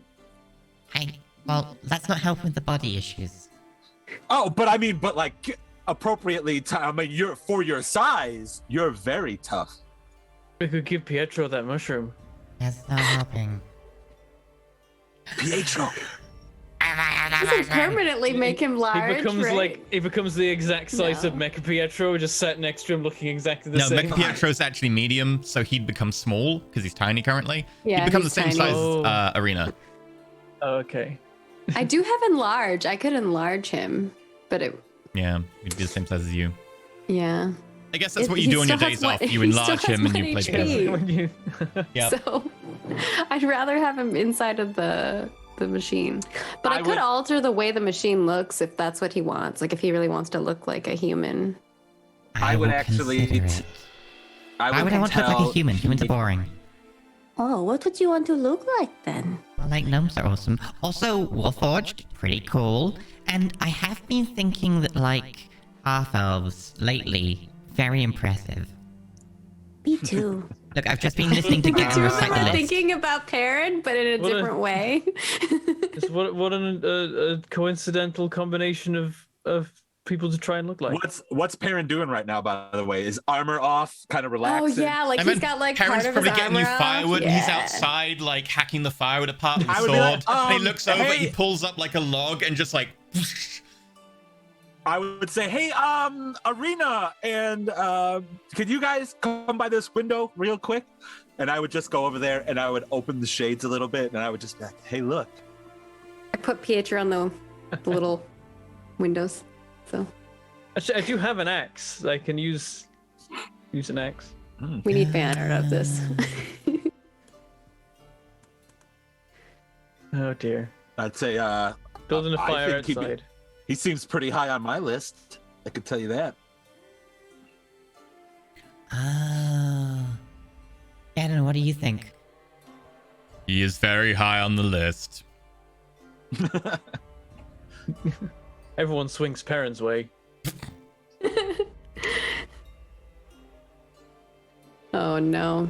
When Perrin's around, everyone's pansexual. Pansexual. That is a great. Oh, it's pretty good. Anyway, do you want a All long right, rest so- or? I don't know. Yes. We're enjoying the view here, but okay, we'll do the long rest. We need I health will and spell slots. I will identify all the items the next day. Okay. So, during your rest, few things are going to happen. Okay, not Firstly- marking the long rest stats yet then. Nope. That's only when you complete a long rest. I got things to do. Oh no. I've got a I'll list. Okay. I've got people to talk to, places to go. We'll start with Perhaps we should Brundle. have.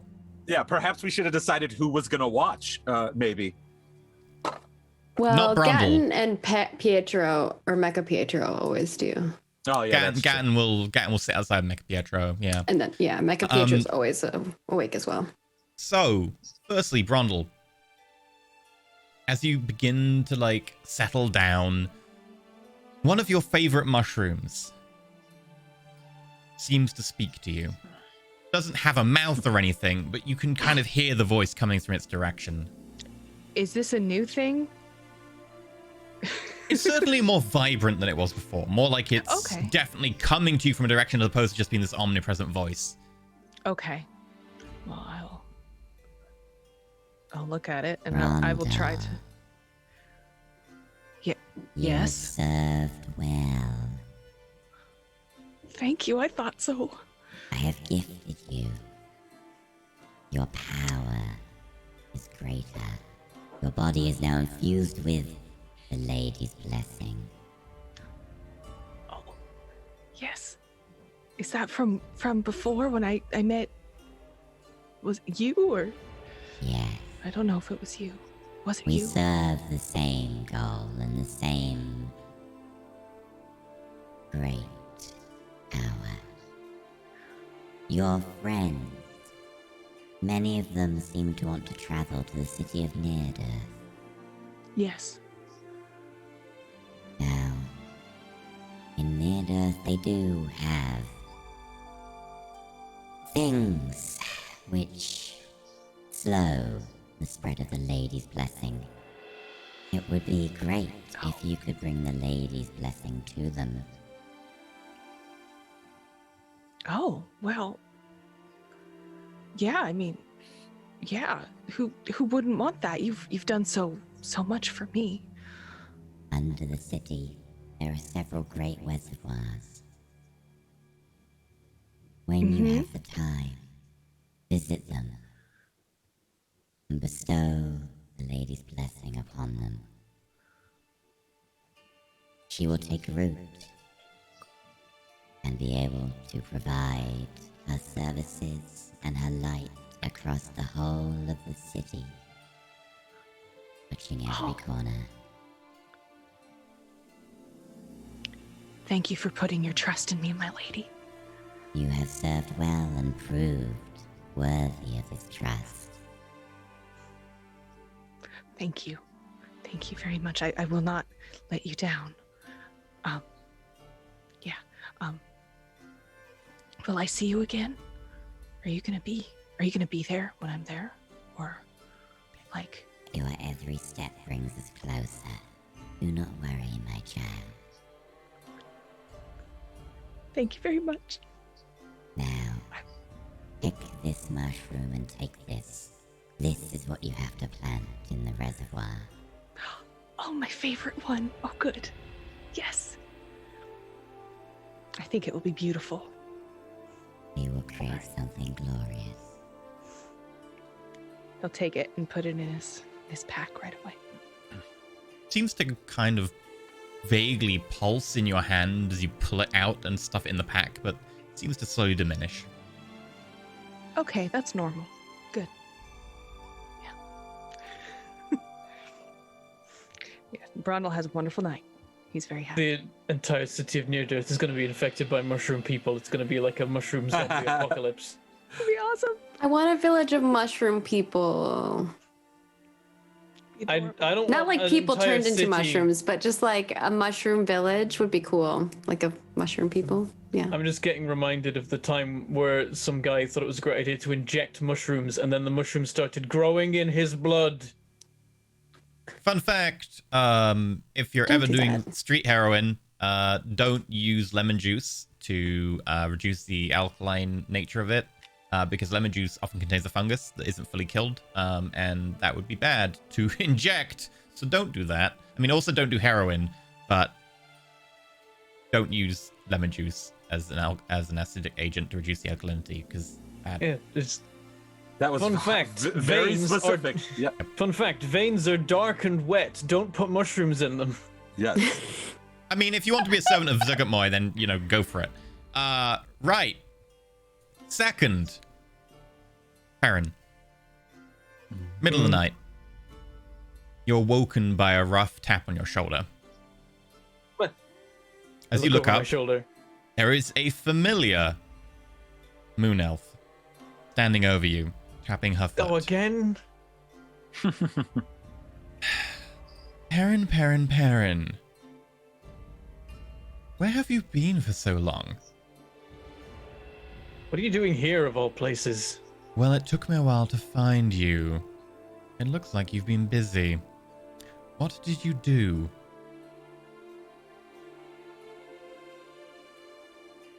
Why don't you tell me?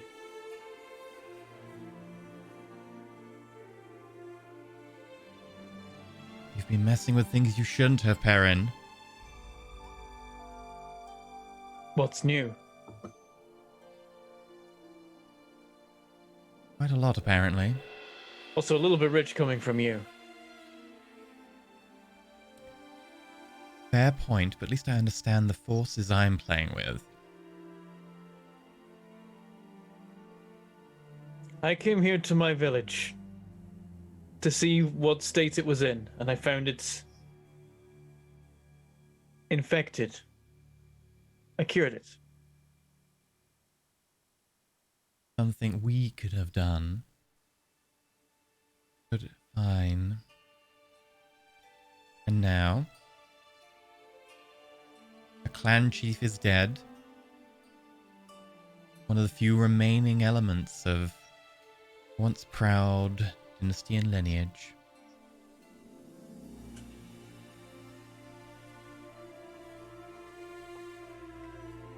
A population Who was controlling him? controlling him. What do you mean? I don't believe that that man was entirely himself. It has been a while since he was kicked out of the Stormfell Mountains, Perrin. Things change, people. You should know that.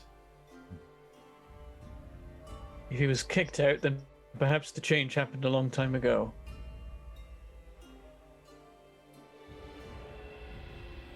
Losing your entire tribe can change someone.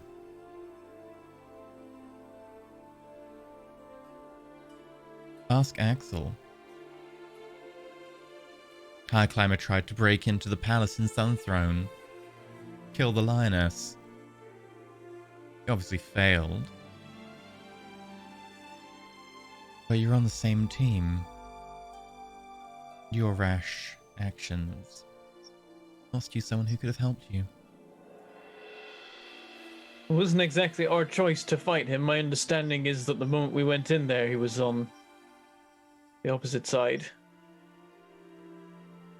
The way you approached it could have been more easy. It's not exactly like you look for allies in a demon realm. The way I approached it was I walked into the room and he was killing my friends. So I put my sword to his heart.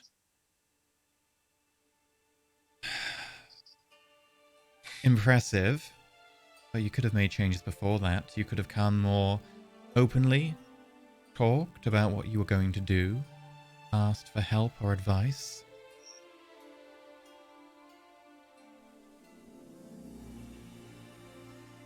Who was this man to you?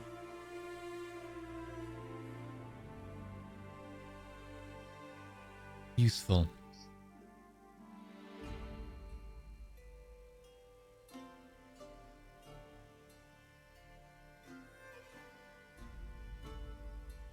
Well, to me, he was in our way. You're just a bulldozer, aren't you? Go through anything in your way. What happens when you find something that you can't get out of the way? You run headlong into it. I lose, I guess. And then what? Your friends and family? Arena? He looks over at, like, Arena's sleeping body. If you're trying to offer me an alternative that means I never lose, that sounds like a real good way to become the kind of things that I'm trying to get rid of in this world.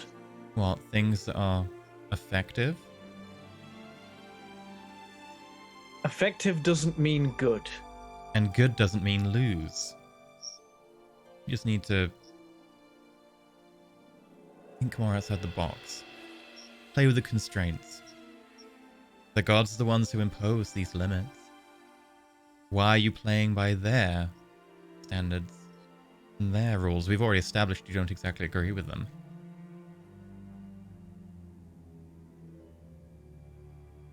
I agree with their rules more than I agree with your ideas.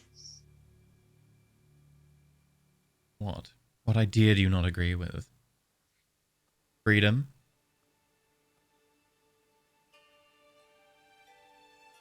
You're messing with forces that you can't control. And you aren't? We've already established the touche.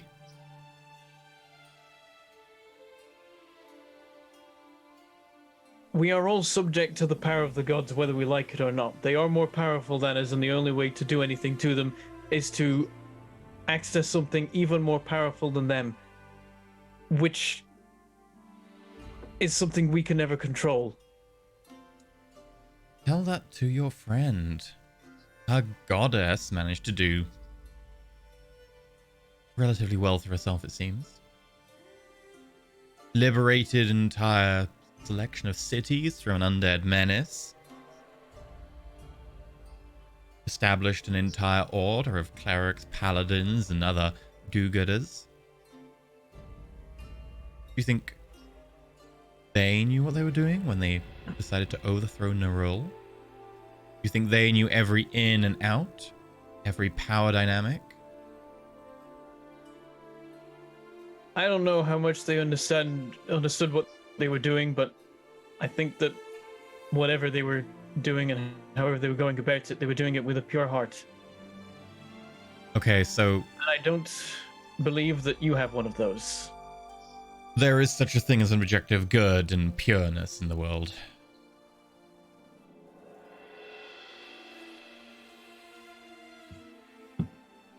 I just think that time the right people did it, and I don't think that the right people are trying to do it now. Okay. Where does that leave us? That we're not the right people. I'm not the right person. Yet, we seem to agree on a lot of the principles involved. Maybe what we need is a right person. If you think your moral code is the part that we're missing, but our expertise is sound, maybe you should add your moral code.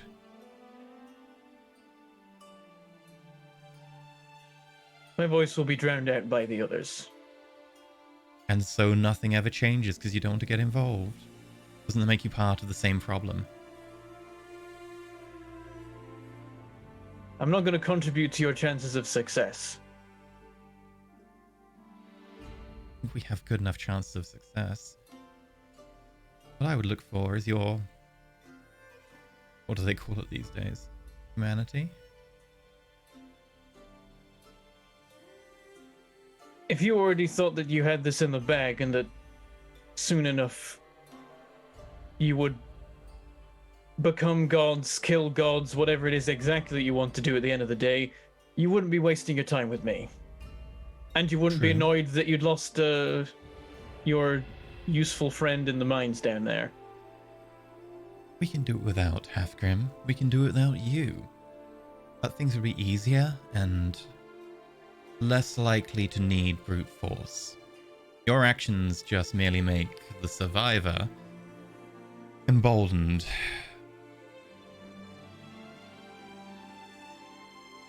Well, the last time we made them significantly less bold. Which I'm sure I We'll work away at the appreciate. problem from either end. And the more we see you, the more we know it's working.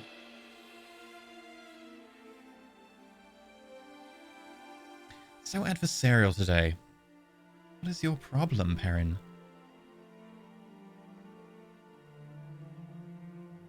You're way too full of yourself. I don't like that. No one should be that confident in their own abilities, and if they are, I don't think they're up to any good. To be fair, you say you are right, and that you are righteous, you have the moral standpoint, and that we are wrong. That does seem to be rather full of yourself. I also think that I could easily lose. We probably won't. Mostly because this isn't something we've done rashly. We aren't a 30-year-old half-elf from a small village. We're older than me. Older than the survivor. This isn't something we decided to do on the spur of the moment. This has been planned, and this will come to pass.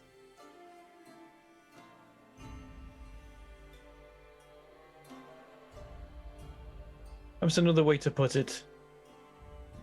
The kind of person who has always wanted to be in charge is the exact kind of person who never should be. Who said I want to be in charge, Perrin?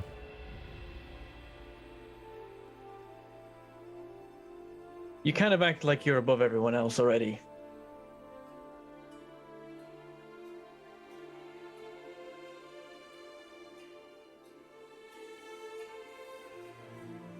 I think you'll find when you go to Neredeath that when you're fighting a larger foe, appearance is what matters.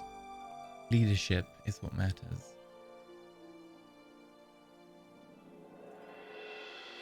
We fight gods. And in Neredeath, you're... let's just say people close to you fight something equally similar for their scale.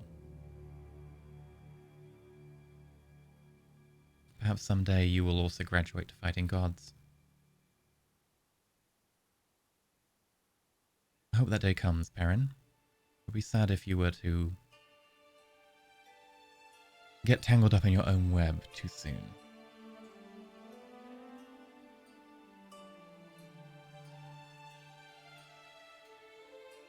Whatever problems I encounter, I will face them with an intent to do the best thing that I can.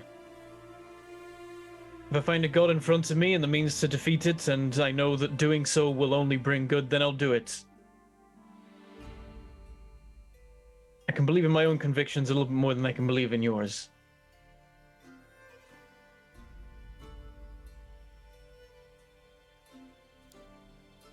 Understandable. Also very, very stereotypical of a paladin. Have you not wondered? You're given physical abilities. You're given mental abilities. Do you not wonder if the power is changing you too? Why do you think all paladins tend to act righteous? Because the righteous people become paladins, or that paladins make people righteous?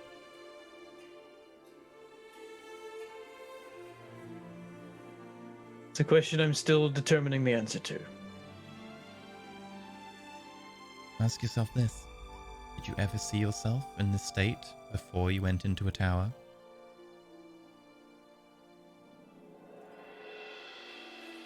What kind of state are you referring to? She gives you bedroom eyes. Like, it's very much the up, down, like, looking at you.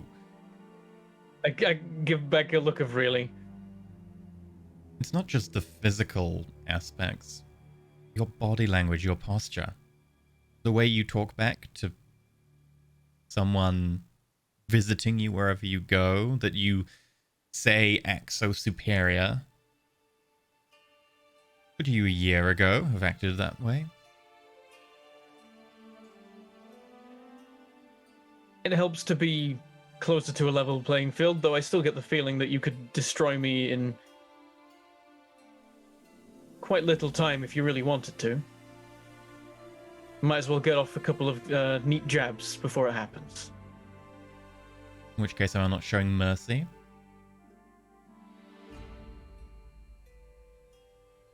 Only because I'm useful to you.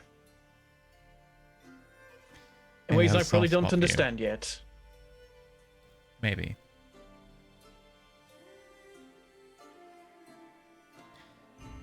Well, I shan't keep you. I'm sure you have riveting dreams to attend to and a long, fulfilling rest after your exertions yesterday.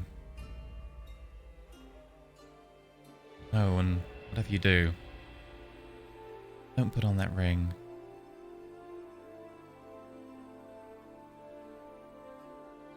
Another one of yours? Something like that.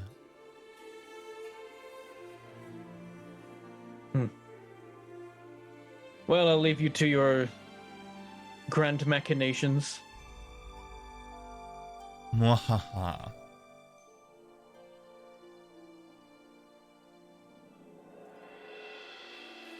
I roll over and assume she leaves. You hear footsteps slowly padding away, very lightly, and eventually you fall back asleep. Oh dear.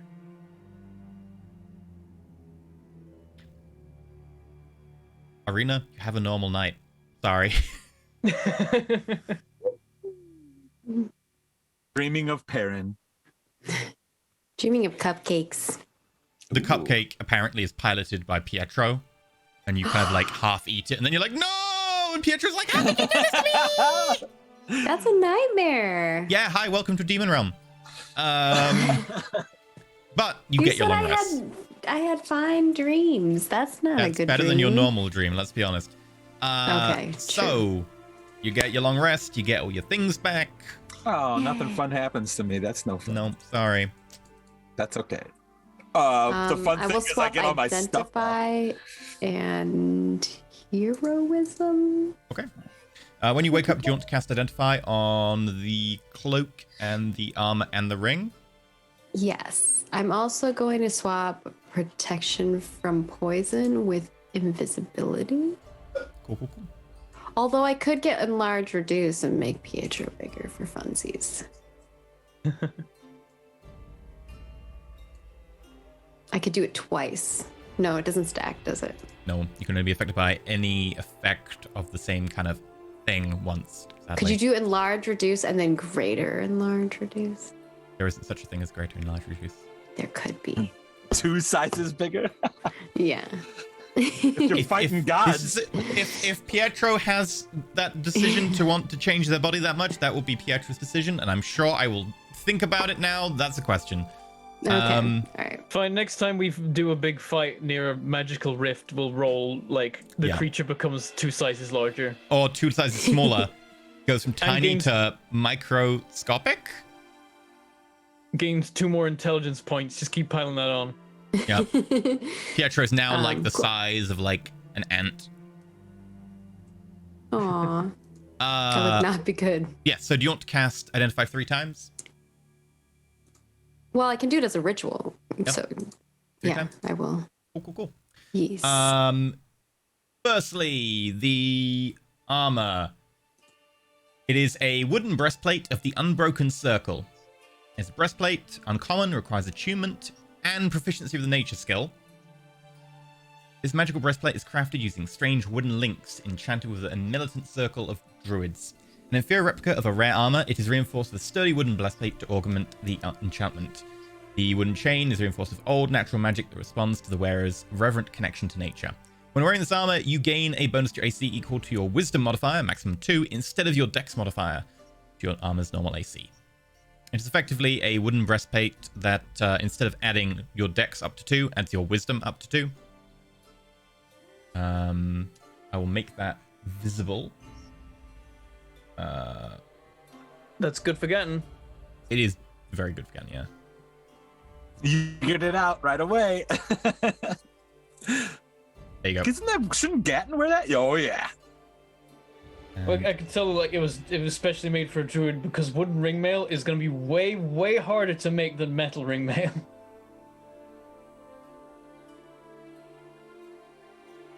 Like, do you have to carve it all from a single piece of wood? Like, what if you mess it up? How do you fix it if it gets broken? Then there is the cloak, which is, I'll make this one available as well. This is also uncommon. So you will find it in the uncommon items section. There we go. It says weapon. It's not. It's an item. It's a cloak. Uncommon. While you wear this enchanted pelt cloak, if a creature would gain advantage on you due to having its ally within 5 feet, it makes the attack without advantage. So it basically says pack tactics doesn't apply and stuff like that. I will also change the thing where it says weapon to item. It does not require attunement, so that doesn't matter about attunement slots and stuff. And then the ring, as you suspected, it is a copy of the one you already have, which is when you reach 0 hit points, instead of being unconscious or killed, you are just killed. If it's removed or the enchantment or the attunement ends, you are also killed. And not only that, it has a third rider, which is that it destroys your corpse. No. Question. Well, or would we need to find this out? Let's say we get some enemy to 0 hit points. They're immobile, and we put the ring on them. Does Do not those work. It's an attunement item. You have to voluntarily attune. Gotcha. No, there is no effect that can make you attune. Sorry. Gotcha. Cool. Just checking. It's basically a cyanide pill, the ring.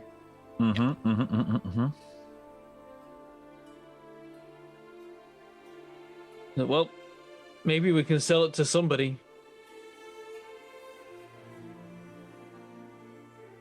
Quite possible. This one is probably designed to prevent resurrection because it destroys the corpse. What if you wear 2 of these rings? Extra death? So. Super dead. Just in case someone chops your finger off, I've got another finger! Okay, so if you chop off the finger with the ring on, then you I guess you would still be attuned, die. technically, or it would just kill you because it would be like, hey, the attunement ended. I don't know. I'd need to That would think be about really that one. It was like you chop the finger off and they explode into dust. Yeah, I would need to think about that one. That's weird. I mean, maybe you could make a box which is like an enchantment stasis field box or something. Be like, I put the ring in it and then like prevent your ring from telling you died. And I don't know. You could do some weird stuff. Either way, we're gonna go to a break. If you accidentally got one of these on and then you got in an industrial accident where you messed your hand up and you lost it. Oh no, it's definitely not a good idea to put any of these on just in case you accidentally fall unconscious at any point, get hit in the head, you fall off a skateboard. Bad idea. You've done that a lot. It's really risky. It's not like... No, very bad idea. Why would you do this? Why would you put this ring on? Anyway, we're going to go to a break. We'll be back in about 8 minutes. Enjoy. We were protecting you, Brondel. Yeah. I mean, Brondle's still probably going to put the ring on. I'm still going to put... Yeah, exactly.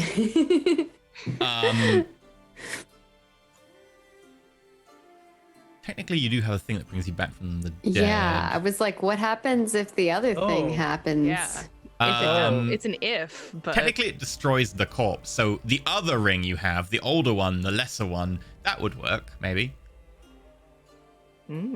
Anyway, we'll be back after the short break. Enjoy the short break.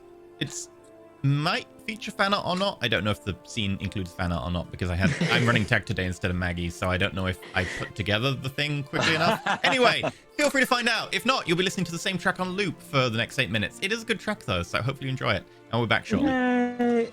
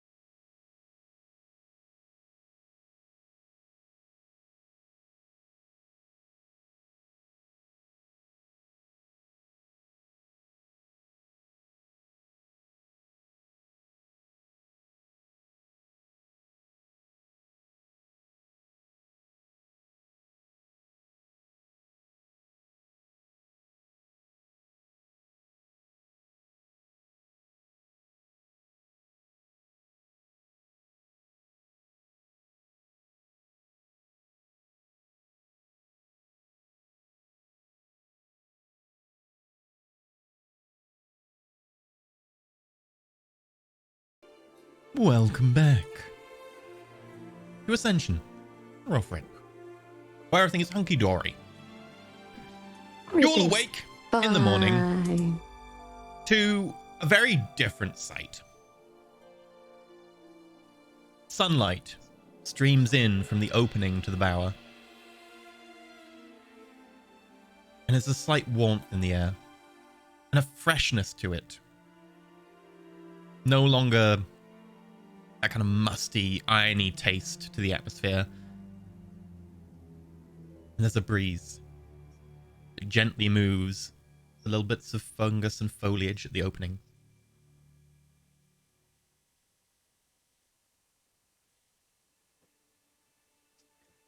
This is disgusting. The land is healing. It's returning to the proper plane.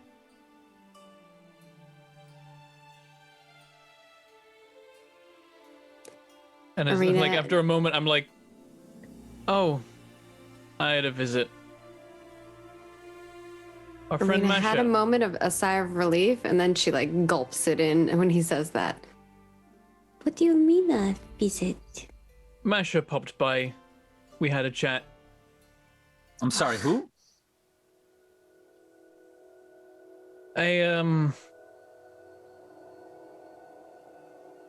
Well, there was another. Wait. So there was another thing in the house where we are sleeping. It was. Yeah, she's quite sneaky, so she probably managed to easily get past everyone. She wanted to talk to me, so she did. Might have been. Does this happen regularly, or? We had a chat once before. Just in an inn, though. I think. Oh no, it was in an inn. Yeah. Mm-hmm. I didn't know it was going to become a regular feature, but I think we've caused her a bit of trouble. She's part of a powerful organization that I think was using your clan leader to achieve their goals. I think we disrupted that plan, and so she came to complain and try and persuade me that I should join them, which I won't, because that's a terrible idea. So what you're trying to tell me is that you are already in cahoots with some other organization that took over my clansmen that we then murdered. I wouldn't call them cahoots. Basically, every now and then, while I'm sleeping, she shows up to taunt me about how she's powerful and I should join them, and I'm ruining their plans. Oh, so you're not working with them? You are not? Oh, absolutely not. Okay. Just I get the feeling that if I drew a sword and tried to stab her, I would get vaporized, so all I can do really is make fun of them a bit and debate them on the finer points of serving under the gods. Are you implying that it's abnormal to have people hold their power over you in your sleep? Is this unusual for you, Axel? Doesn't happen. I don't usually hear voices in my sleep. Brundle so, said yeah. in your head, you do now. What? Whoa, that's right. You get Yeah. This is bonkers. I don't know if voice in my head. In this search for power has come on craziness. I tap on the hilt of my greatstone. I'm like, hey, Mr. Kiv, did you see the friend who visited? What friend? The blue moon elf lady showed up. I think she was stood within 30 feet. Blue moon elf lady. You didn't see her? No, but I find my connection to this realm weakening. Oh, maybe you're still tied to the plane that you were trapped in. How many fingers am I holding up? That appears to be. Put down the one on the left and the one on the right. Okay, you can still see. Then turn it and point it at yourself. Nice. It was a genuine test. Okay. And I passed the test genuinely. Well, either she hid herself from your vision, or her appearance was a projection into my mind. Would explain how she got past Gatton, though I'm sure that she has many ways. It is possible you are weak of mind. My vision is perfect. If she was here, I would have seen her. I don't have to be weak of mind. She can just be strong of magic. Weaker of mind than her magic, sure. And we only hear Fine. him, right? We don't hear the sword, correct? So we're watching. Yeah, I'm just bickering. You just for flavor, I'm probably like, parents, so that, and then you just answer somebody else's question. You're not talking to me. Like people on their cell phone, like. Sorry, yeah, I'm talking to my sword. Oh, that's I right. have a name. That's right. How do you want me to call you Kiv or Nestor or the whole thing, or if you got another title? I have many titles. What do you want me to refer to? Champion of the Dominion. You can call me Nessa Kid for short. Okay, right. I was chatting with Nestor Kiv. I think we've reached that level of friendliness. Would that name resonate with? I don't know if we've actually Make a looked history check. into that. Oh, the thing I suck at. Perfect. Yep. All right. That's quite all right. Natural 20. Come on, a 13. Probably not. Sorry. No. Does this Nessa Kiv of yours ever have any dealings with Goliath, with my people? Does he know anything about us? I look at the hilts. I have Wait, fought wait, many Christmas. Goliaths in my time. No, I never really met any. We No, conquered that's what I many of assumed. them. Worthy foes, strong of might and will. Oh, he says he's heard of your kind, and they are strong people. I've crushed many under my heel. Of course. I'm sure that he had a very difficulty fighting us, as now he's trapped in a sword. So I'm assuming we won whatever battles he fought against the Goliath. So, but he seems like a decent enough. I've slaughtered many of his kinsfolk. Sword. I probably murdered his great-great-grandfather. Tell him that.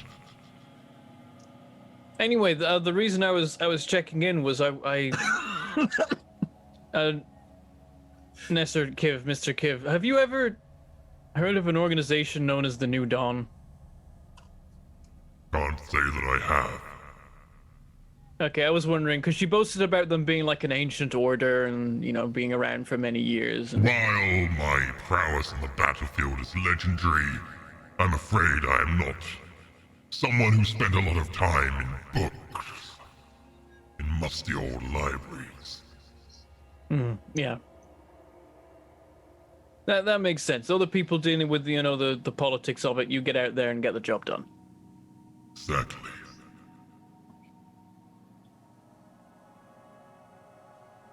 Well, we've learned nothing then. Apart from the fact that what we did in the past day definitely caused a little bit of trouble for the New Dawn. I think that probably relates into the whole thing about finding that map.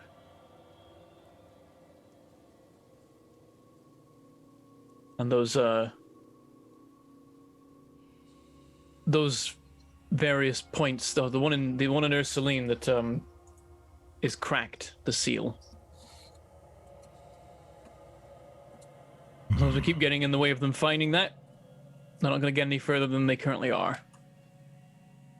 Interesting. Interesting.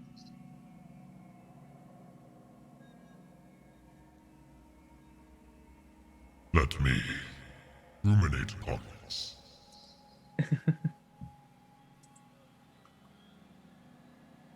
It's going to take me a while. My brain is made of iron now.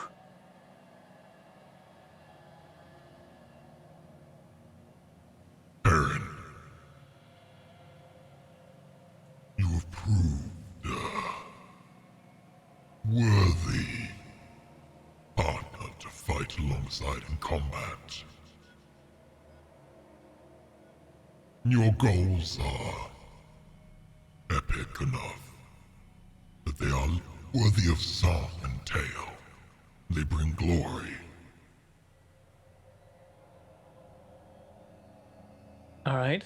And I can feel my connection weakening. If you required it, we could make our connection more permanent. What are you suggesting? I would be willing to aid you once more. It is possible that your friend, whatever she is, her heresy, might be able to create an object which I could empower. Although I think she is probably too weak to manage that. Certainly as she is. Won't you have told me of these artifices? However, I have learned things on this side. Were you to enter a tower and seek the mark of a warlock, I would possibly be able to give you my patronage. It's got people queuing up right now. Look, you're popular. You've raised eyebrows. You slaughtered Halfgrim High Climber. He was You but a step out child of your before your home. blade. We severed leave- his spine. You leave the mortal plane one time, and there's possessed swords and librarian demons all just like vying. Do you really want to be thrall to a librarian demon? A demon of books and fungi, and a demon, or a legendary warrior? There's things to be said for the knowledge of old. And things to be said of the power. Between us, we killed the enemy who was laying waste to your friends. Imagine we could do if we made our pact more permanent. We could Yes, but conquer those who many forget foes. history are doomed to repeat it. I do not know the saying. Tells me a couple things about the Dominion. It is maybe possible you could teach me a thing or two as well. I'm not too bold as to deny that I could learn. Think on it. Otherwise, as my presence is withdrawn from this plane, I will be trapped again in the abyss with all of these fiends. You offer me an experience beyond torture, eternal. And your company is, I admit begrudgingly, better than that.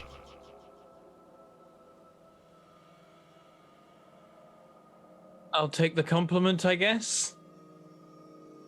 Better company than fiends, it's a start.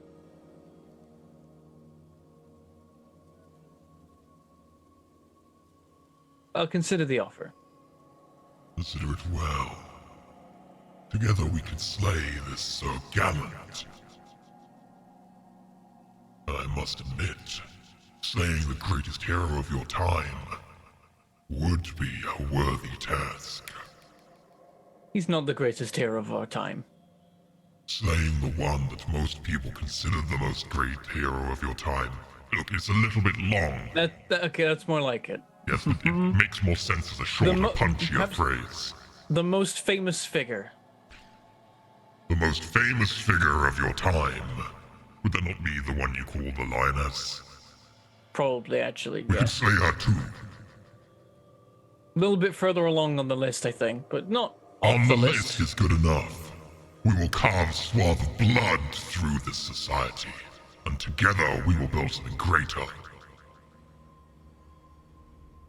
Definitely have a couple of grudges to work out.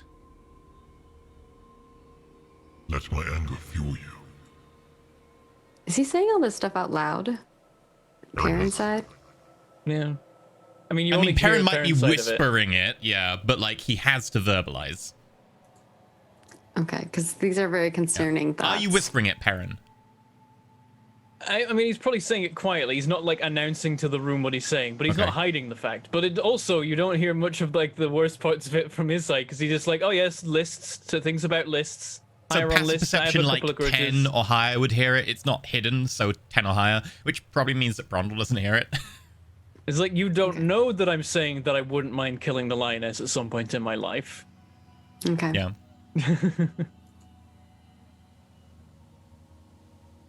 I will retreat now and conserve my strength. I will hold as long as I can in this vessel. But it is mere iron, and not designed for me to grasp onto.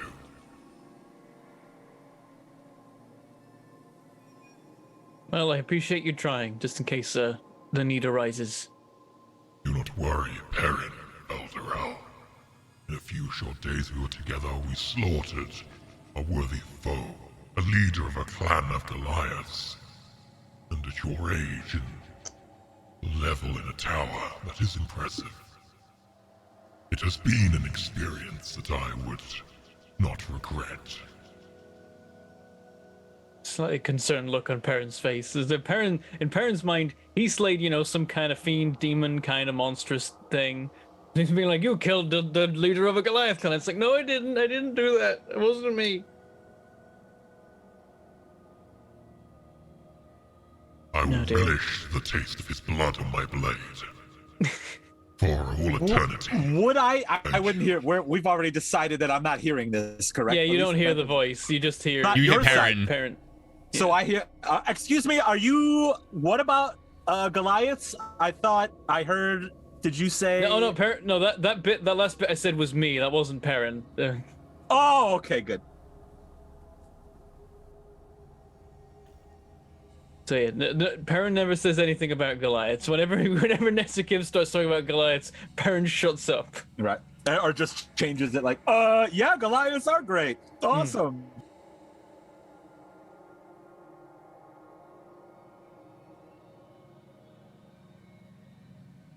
All right, well, we should probably go visit Lonnie first. Oh, very, very important question. Did I recover my one javelin? It was the gnoll that was a floor up. He fell down, then he came with us, and then got stabbed by probably Brondle in the end. I think Brondle murdered him. Yeah. Yeah. Oh wait, no, I think it was I did my like murder. Oh yeah, you did your murder boing. Explode. Oh, and then I you went. ran back Yeah. and just shanked that guy, and then turned around again. Yep. And like I assume as like a free action, you then pulled the javelin out of the body as the gnoll was dying or something. Sure, yeah, you have the javelin back. Haste is a hell of a drug. Haste is a hell of a drug. That's what they say. That is the saying. I got my one javelin back. I'm good. That's all I ever need. One javelin. Okay. So, what's the plan, Stan? Make our way through town, probably just straight through the middle, see if we encounter any things that want to kill us on the way. Probably swing by Perrin's house to see how on fire it is, and generally head in the direction of Lonnie. We can pick up the cart on the way, put everything back in it, get that all in order, and then wonder what the hell we're going to do about our lack of a horse. This is the most concise plan I think I've ever heard from this party. Excellent work. Probably. Okay. So. Yeah, we need to get our cart stuff. And I can mend whatever's broken if it's non-magical stuff, like mundane things. What would you be mending? Like if the cart got broke or whatever. Oh, if Lonnie's has been attacked or something. No, our cart. Yeah, you left it at Lonnie's. Yeah. So you step outside. Roll me a D15, someone. You want me to roll? I could roll a D15. A D15. Oh, I gotta type it in. R /space D15. /R space D15.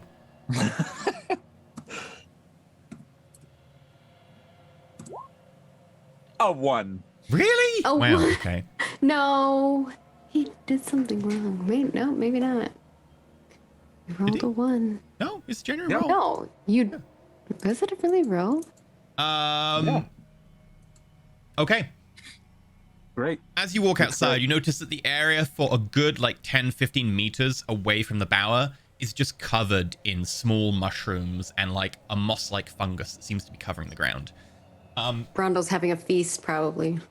There is one kind of large mushroom, which is kind of a cask-shaped mushroom. It's a very tall, very slowly tapering cap with a very short area below where you can see the stalk, maybe a few inches off the ground. The cap actually begins. This is a barrel stalk.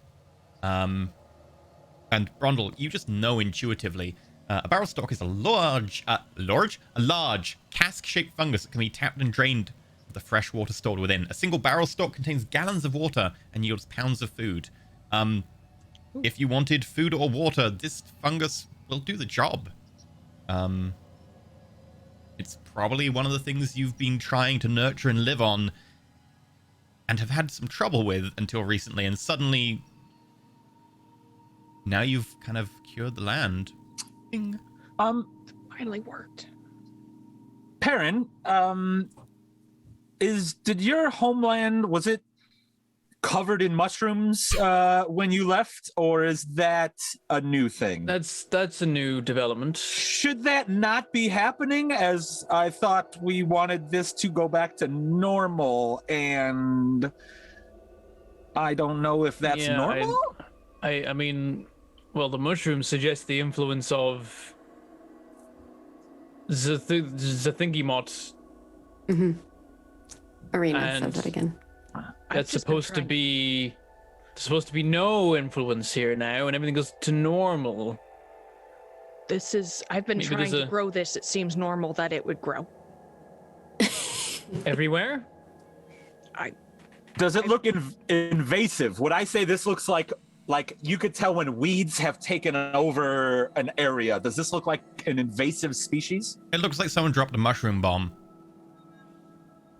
It's just centered on the bower. For 10 to 15 meters, it just sudden dense mushrooms petering out towards the edge. I mean, it is a hot spot for spores and things. Okay. Do you think this is gonna take over the town, or are you kind of controlling where these are growing? Or do you not have any way of knowing which way we're going? I have no idea. I have no idea. However, I am forced to assume that it would be a good thing if the mushrooms took over the town. The wording. We are mushrooms. Thank you. No, we are not mushrooms. No, it's only Brondle that hears that. Oh, okay. Yes, it'll just be like it's NBC. I lean over to Bone and I'm like, this is not a good thing. But it doesn't surprise me if Moy has some kind of influence here. She would want everything to be, fungus. I mean, I guess this town, it's not like we're gonna leave and this is going to be a town of, inhabitants or anything. I'm assuming. I mean, you would know naturally that mushrooms kind of hate direct sunlight and stuff, and the only reason they're probably managing here is because this is kind of out of the way behind a bit of rocks and trees and stuff that give it kind of shelter and a very damp place naturally. If they were to go out into strong sunlight and more dry kind of wind areas where it would kind of wick the moisture away, that would be definitely very heavily magical. The mushrooms wouldn't naturally grow there. Gotcha. I guess anything's possible though with demonic influences. Thanks for the non-answer. That's great. Pleasure. Because we haven't seen the fiend that Bone was talking to. What was their name again? The librarian. The librarian. Okay.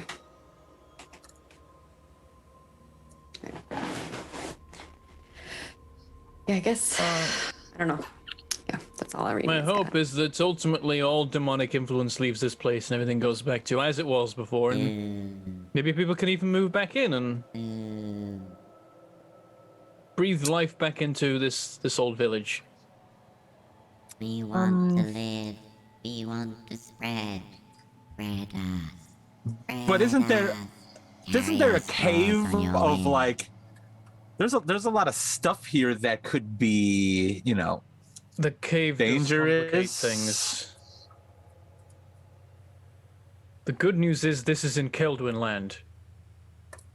I feel like they're less likely to do anything with the facility if they discover it, which they surely will if they try and reoccupy this place. If the Lumarian find out what's here, that could be very bad. They could try and invade. Or send spies.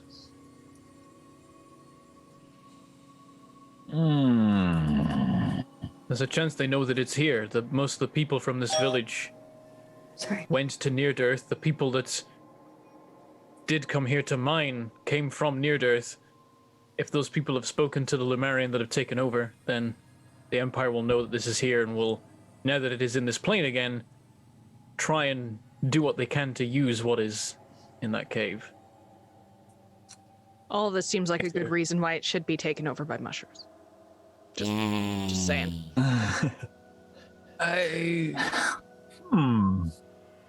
That's frustratingly true. I'm known as being a very logical person.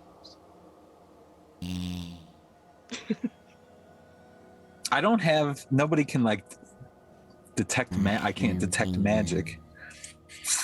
Mushroom Kingdom. Do you,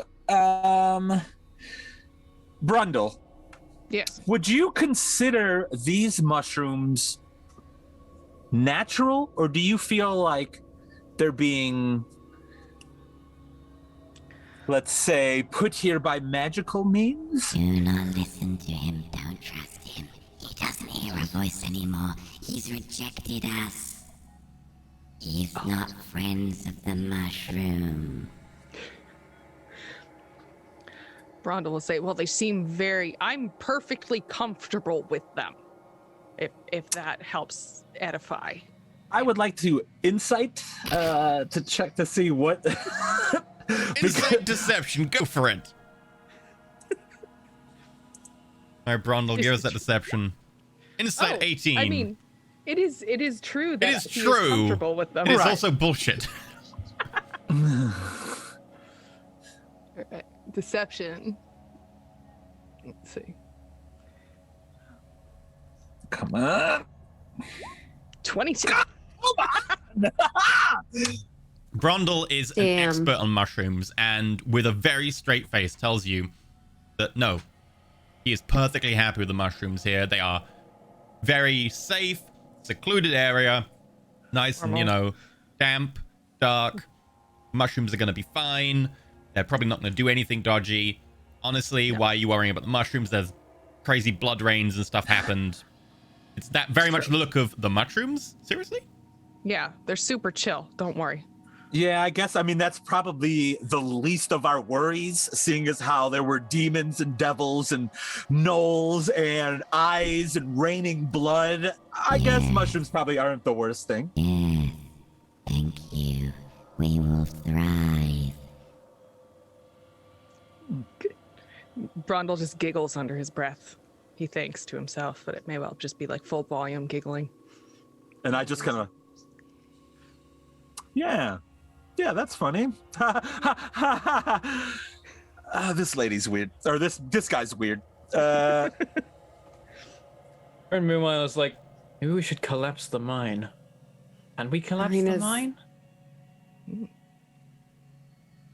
We got a bomb? We got a grenade? Explosive. Grenade. And I could save. I'd like to save that if I could, but maybe that's the way to do it. Just easy character knowledge. A grenade is not going to be able to collapse that structure. Nah, we just bounce off. Sorry. Yeah. Should we leave a note? I didn't think Maybe for travelers? Like, hey, be careful. If you spent a few days, you could cover the entrance. It wouldn't be something that no one could dig through, but it would make it hard to find the entrance. Sounds like these I wish that I could smite non-living things. Just be like, stab into the wall, smite the wall. Yes. What if I like catapulted it with like 3d8 damage? You That's said that there were similar other. to a Plus a grenade. grenade. Too bad we didn't have that big tractor thing that we destroyed that could go in and just destroy everything in Oh, there. we should check on it. Maybe Pip can be salvaged now. Pip got messed up, man. You named it Pip? But yeah, I do want to salvage whatever I can off of Pip. No, that was its name. Old Pip. I don't know where it's from. That's It's right. just what That's the villagers called him. This town is crazy. Living in the mountains is such an easier life than dealing with all this. Man. In fairness, for 14 years, this village wasn't nuts. Are you sure? Because apparently you knew that this mine was active and people were coming in and out, and I thought it was just somebody an iron was hired.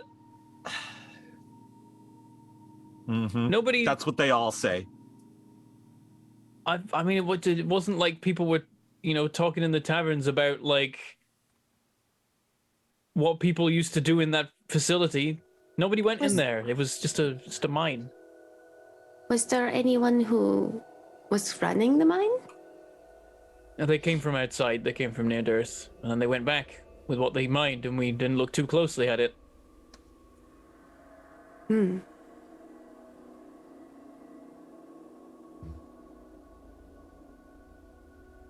Rena has a lot of thoughts. This is crazy.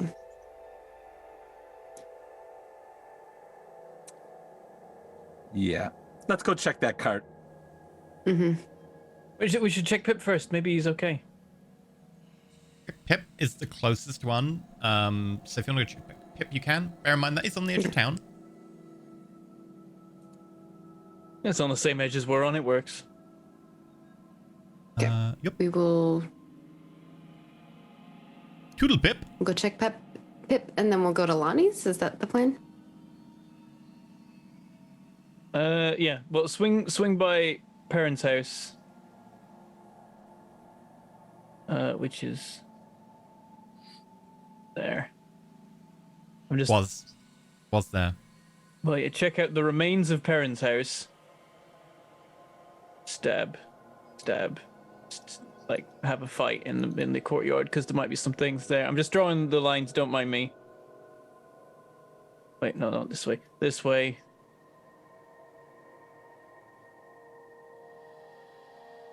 Very interesting plan that everyone's watching you draw right now. Don't mind me. I'm just amusing myself. If you want to go to Pip, are you just walking over to Pip? It's kind of nice and daylight right now. Still a weird tint to the sky. It's a little more red than usual, but it's definitely daylight and definitely clear. There's no more like blood No raining blood rain. down on me. There is like a little softness to the ground where you can see puddles of maybe like half blood, half water, but the sky is not raining blood. Do you want to just walk over to Pip, or do you want to stealth over? We're gonna want to be stealthy because we know that maybe there's still enemies, there's still gnolls. Yeah, so we would stealth. certainly. Yeah, I'm down with being stealthy. All right, stealth rolls. Roll our Ooh. stealths. We'll assume that Gatton just doesn't add to the Oh roll. my but god, won't 9. distract. Not good. 2 and a nat 1 from Brundle. 14. Oh no, Brundle. 18 from Pietro. Your But can median you guys is 9. be quiet? All your heavy armor and your talking swords and your mechanical things are incredibly loud. And I'm yelling, which doesn't help. Mm-hmm. Shh. Let's go. God, we were being quiet. So, you make your way a little bit noisily, possibly due to the fact that this is the first time in a long time that you don't feel that oppressive nature just pushing down on you. And you may take that just a little bit too much as levity, and you finally find yourselves talking louder than you should as you head down towards what still appears to be Pip. admittedly damaged with rents along the side, and the console that was on top just pulled and dumped next to it. But as you head down, like something. Oh, sorry. Go ahead. I thought you were done. Go ahead. As you head down, you do hear sounds from a few places, primarily the town, but also kind of like off to the left and right. You can hear yelling and combat, small scuffles, nothing like a massed battle, but there's just the sounds of general scuffles and fighting and yelling and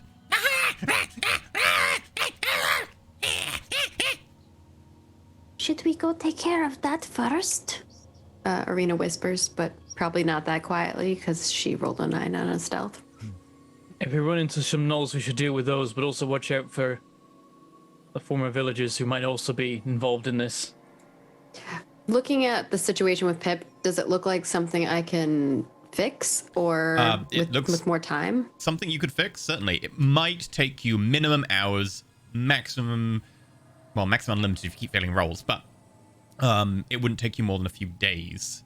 But it would certainly take hours minimum, because as you look at it, the entire console that was on top got pulled up and every wire snapped.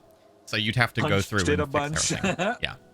Maybe we should go check that. This would take me some time to fix, but I think I could probably do it. Maybe a few hours, days.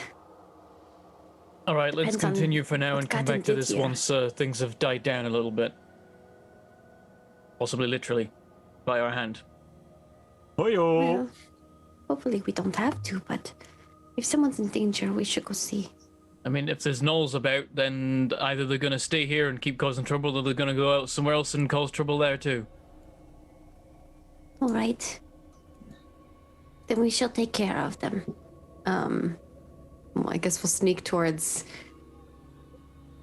parents' house. We don't know how many gnolls are still left here, and we've had a hard time fighting things in this place.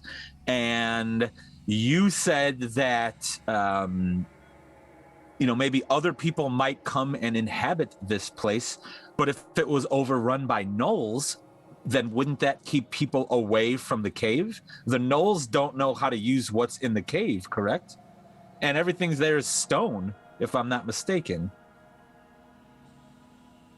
Could the gnolls be the distraction? I suppose that's the way we could do it. I hope. Grundle, do gnolls like mushrooms? The gnolls, are they fans of mushrooms? Muted. I think you're muted. Oh, I'm muted? Oh, now, there we go. Now we're you're good. not. We hear you. Oh, here. Got pointed the wrong direction. I think they like meat. I've never seen them try to get at my mushrooms. So not only will there be a mushroom defense of all these delicious mushrooms that are going to take over that, these gnolls might help protect the things in the cave. Their I leader's hope gone. I don't know. I hope to return my town to a livable state. I hope, to have families living here again and farming here, and give the people who are refugees of this place an opportunity to rebuild their lives here outside of the influence. The deliverance of Fairmeadow by Perrin Felderell and Nestor Kiv is a much more tellable story than the story of how he came, killed something, and left it to a bunch of gnolls. Like, you'll see me look over my shoulder, I'm like, yes, exactly. The place should be returned to its former glory. Exactly. Glory for you. I'm not sure it's your idea of glory, but it's mine. I'm not looking for glory. I'm just trying to... The sword. I forgot. Yeah. What I'm saying is there are people still living in Near Earth and other places who lost their homes here, and if they had the opportunity to get them back, that would make their lives significantly better. They'd be out of the city, which none of us were huge fans of, at least when we arrived, and they'll be out of the influence of the Lumarian. They'll have a choice. They can stay there, or they can come here where the Kael'duin have domain and rebuild their old lives. I do know the hardship of not having a place to call home. So what you say does make some sense. Well, that means we better get working. And when it Very comes to well. the mines, I will go turn into some form of highly adaptable creature that is probably not a good idea to go off alone and scout. Getting, I think we can stay as a group. No, if I we- go away, you won't have to use my character sheet and it'll make things simpler. Yeah, I mean, maybe Gatton should scout to find out where the scuffles are, and then he can tell us in our how far. Like 15 like feet. Yeah, it's not a good range, but yes, actually, Gatton, that sounds like a great plan. You should be a spider and travel along the roofs. And I shall be a good spider, and I will do all the spider things, and will definitely not get myself segued away from the party while they end up in a fight. Can you become a bird by level 5 druid? Level 8, I believe. Off the top of my head, but it's definitely higher. Sorry. You can swim. You could be a fish. Is there a river here? No. No. How do we get water? Well, that big mushroom cap thing. Fair enough. It's got it's like a keg of water. Yeah, it's a lot. It's a whole lot.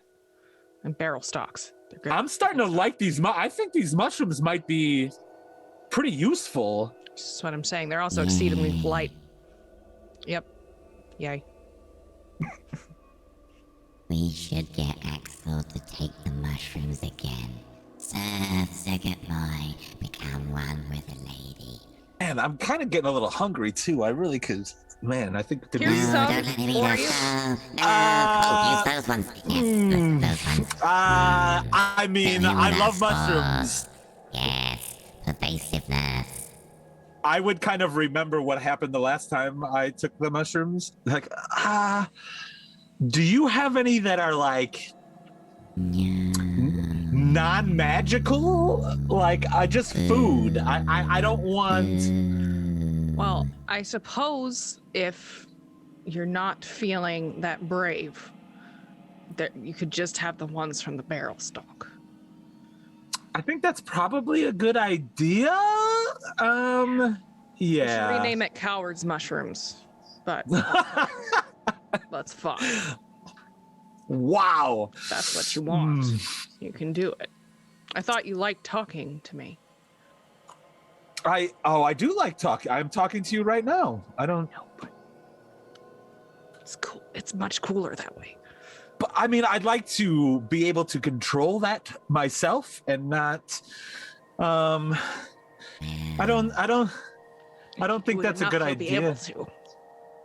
It's true. I don't think that's I'll just the wuss mushroom, the Coward's mushroom. Okay. Yeah, that's the one. Okay. Coward. Yeah, I know. They're right. They're not saying very nice things about you right now. Just so you know. The mushrooms are not saying nice things. I don't want any mushroom. I changed my mind. I'm gonna eat like crappy rations I have in my bed. No, this is too weird. I don't need it that bad. And I take like hardtack, something like this is fine. Your loss. Anybody else? I'm all right, thanks. Good. All right. It's here if you need it. Yeah. Rena's not eating it. Serve the mushroom, and the mushroom will serve you. So are we gonna go by the cart? Did we want to, while Gatton's kind of looking around, should we go find the cart now? Since we know Pip can head that way, but I think Bill, we'll get to or whatever its name is seems to be destroyed. Yes, but I think on the way we might get a little bit distracted, and I draw the possessed blade. Yes, we will get distracted by glorious combat. Are we fighting again, I guess? Is that what you're saying? Well, the cart's on the other side of town. Town's full of gnolls. Got to clear the gnolls out anyway. I think we're going to encounter them on the way. Okay, so stealthy avoiding fights is not something we do anymore. I understand. It's good to know. approve of this plan. I think the like how gnolls that it remain thinks. are few enough that we can handle them, and I would rather handle them than leave them for someone else to get murdered by. And here we go. I guess I start like loosening the hand. All right. Here we go. Stretch a Pulls little out a bit. crossbow. We're gonna sneak and then clear it out. But Okay. keeping an eye out for like people, because if we see Sister Brave or any of those folks, we're gonna try to like hold them down and then Yeah, as Make we 'em begin breathe. to sneak, like, and also amongst those gnolls are villagers who have had their minds infected. If there's infighting breaking out, some of those could get killed. Yes, that will be my priority. Is if I see people who are under the influence, those are who I am protecting, as opposed to a bloodthirsty mission to eradicate every gnoll that we can find. I would much rather try to help people, and not just a conquest of bloodshed. I mean, and what would you do with the gnolls? He's such a boring character. A conquest of bloodshed will bring us glory and will destroy the enemy. Well, if we save the townsfolk, then they will be able to defend themselves against the gnolls. Why don't we cut out the middleman and just get rid of the gnolls ourselves? If that is what our prerogative is, then I will follow you for this time. But I will reiterate what I said when I left the party last time, that if you start taking your power for destruction and evil and killing, and not for defense and helping and being an upstanding citizen of this world, then we are going to have words. But I understand that removing gnolls at this point could net a positive influence on these lands. So I will follow you, at least with this mission.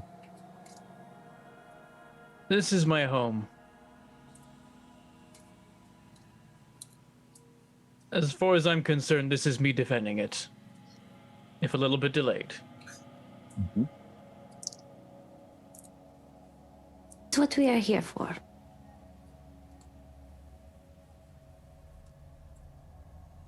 Brondle's muted again. Are we sneaking? Or are we gonna go? I want to go. I want to Yeah, go. I'm doing a sneak, but like, Okay. ready to leap into battle.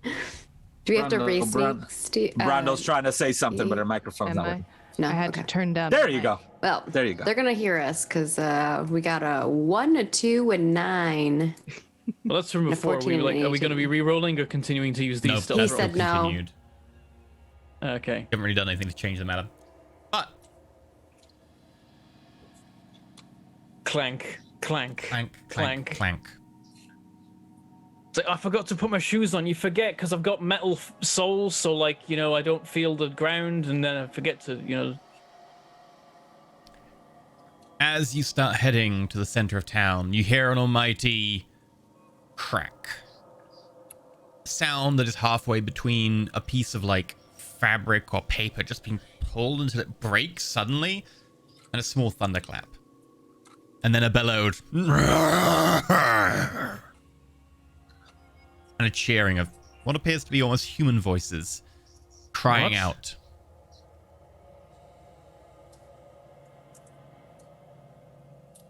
Okay, maybe this is a little bit more complicated than we thought, and Oh no! Let's go. Let's do this. We got to defend your homeland now. Let's I go. continue to creep forwards.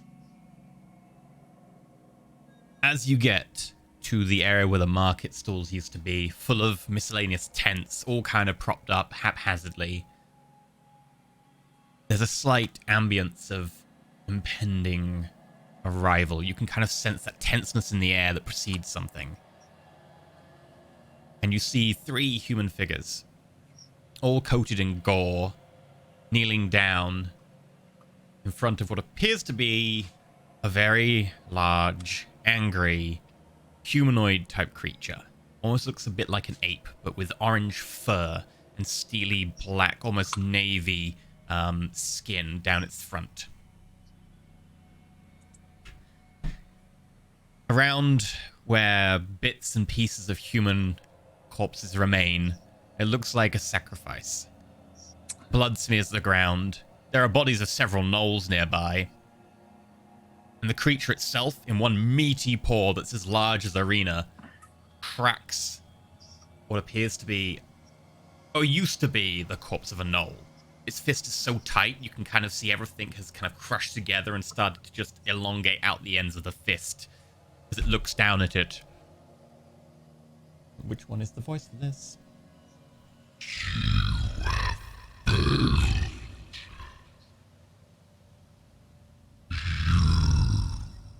As it looks up in your direction. Uh-oh.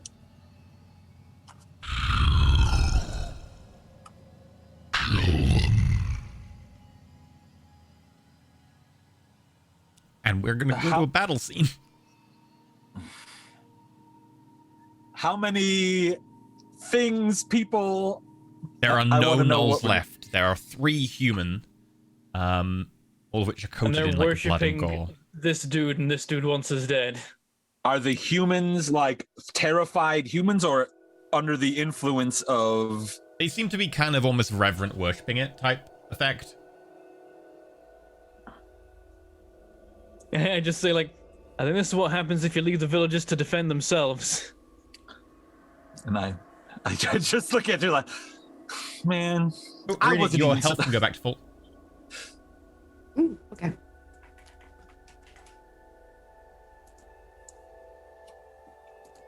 I have to do Pietro's on here because it doesn't work like my other sheet. And we're missing. Excellent. You'll have just come out from Pangolin, next to Arena.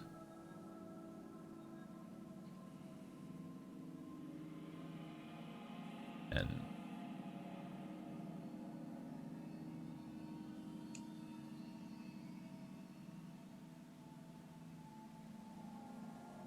there we go. And I will switch to battle scene for everyone.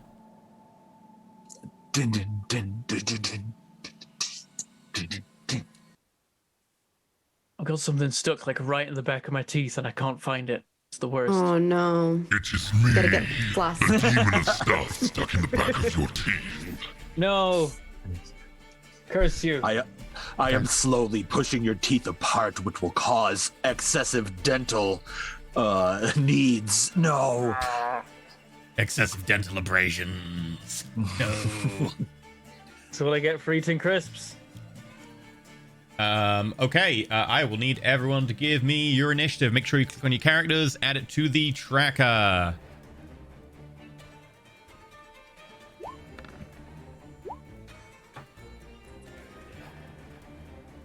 Oh, I'm still in drawing mode. I just drew a dot on myself. Well, that's it. That's how you get Acme. Ooh. And 9. Back on form with the initiative. yeah. What is this map? There's like umbrellas? It's a market full of tents. Oh. I see it's like the rooftop view of it. Yeah. Unfortunately, I don't have a daytime version because I didn't prep for daytime to happen so soon. So this is unfortunately the nighttime version of the map. It is daytime. Okay. Okay, has everyone added their initiative? Still waiting on Brondel. Trying to do it. It's not wanting to do it for some reason. What's the issue? I'm clicking on my thingy, and then I'm clicking on. Wait, there we go. I did it. Ta-da! Okay. Got it. And then sort descending. Arena, you're up first. Nice. All right, so this is how far away we are. Correct? Yep. And so I see a big guy and a bunch of little ones. To be fair, to see around that house, you'd have probably been actually there. There we go. Okay. I remember the little ones are the like humans with madness. Oh, okay. So we do not want to hurt them. Yeah, Perrin probably says that at the start. It's like, don't hurt the people, just that thing. Pietro, okay. I am going to shoot at the big thing, Obvi. And then Pietro's going to try to grapple one of these. Is he smart enough to like tie something down?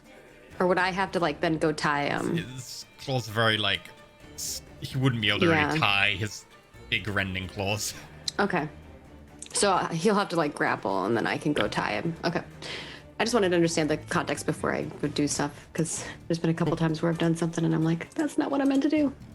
Okay. I'm going to shoot. Disadvantage because of the range. Why would it be disadvantage to shoot? Because as I said, the range. But it's only 49 feet. Isn't your crossbow like 40 foot, 30 feet? Or... I don't think so. It's 80 to 320. 80. Okay, sure. Yeah. Yeah, I was like... Go for it. Okay. Cool. I was like, disadvantage? What is that? I think I keep thinking in your head that you've got a like a hand crossbow for some reason, and then I'm like, wait, no, that's not how that works. I think I missed 10. Yeah, unfortunately, it's a miss. 16? A 16 hits. Oh, okay. Also, cool. the dice log is weird on here. 12 piercing. And then Mecha Pietro will 5, 10, 15, 20, 30, 35, 40. Oh, he can go right up there. Sweet. He can get to this person, and he's going to grapple them. Or, well, attempt to. Who knows if it's actually going to happen. Make a grappling roll. 21. Big Not counter, bad. right? Yep. Sorry, that's the wrong button. That's the right button. Let's have a look. I got ooh. What? Pietro runs in, hands go up, the human raises to their feet, two hands, and they both into each other.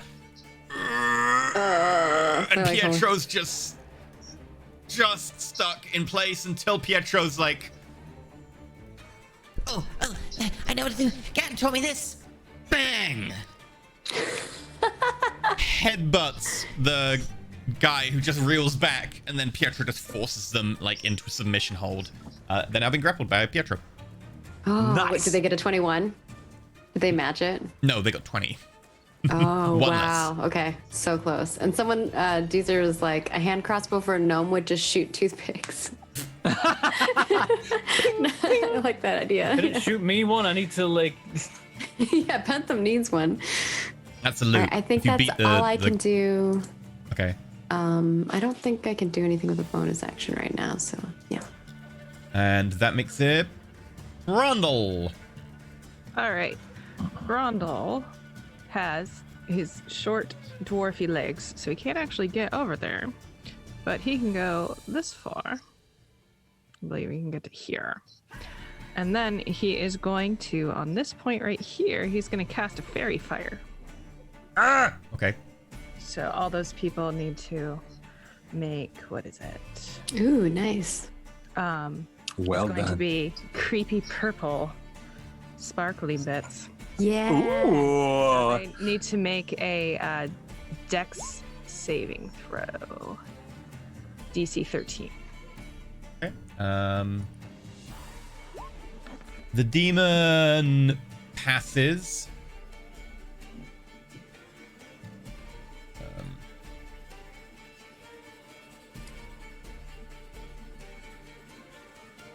The human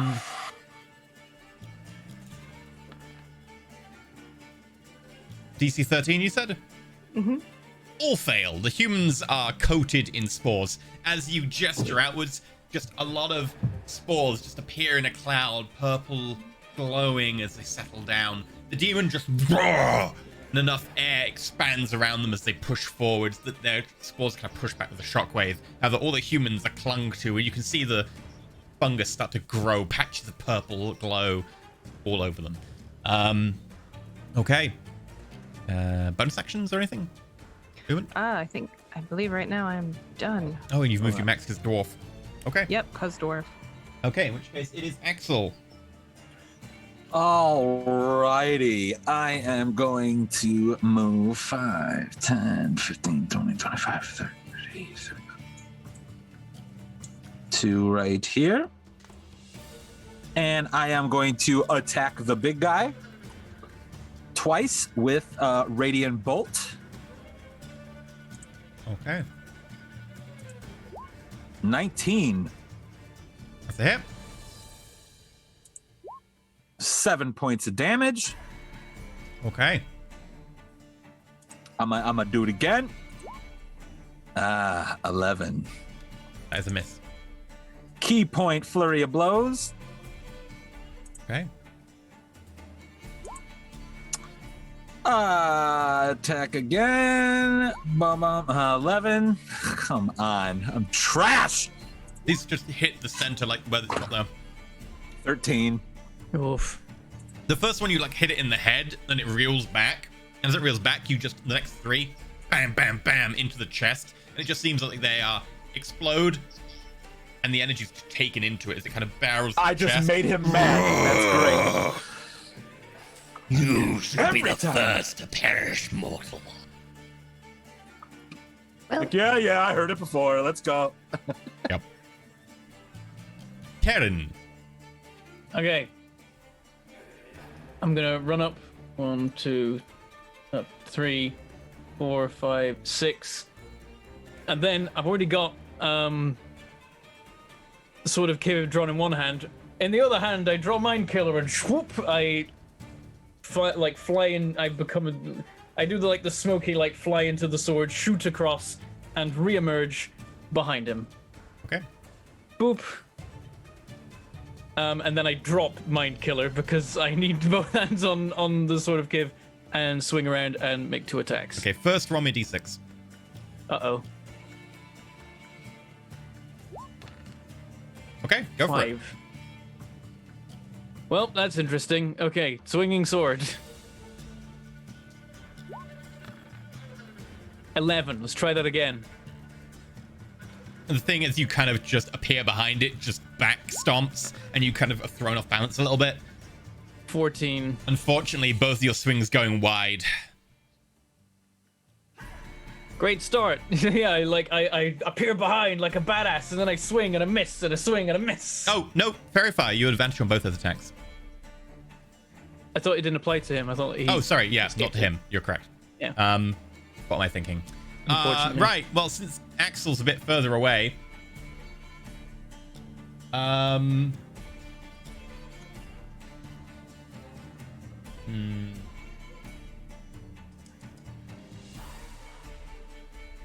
yeah, you know what? Karen, I shall have your blood. And it's gonna just attack you. But it's gonna attack you recklessly, which means that any attacks against it will have advantage next turn. Okay. That helps me make some decisions. 22, 25, 26. Okay. That's they're all hits, funnily enough. You take 13 bludgeoning, 10 bludgeoning, and 5 bludgeoning. 28 bludgeoning. Aaron, was this still a good idea? And as a bonus action,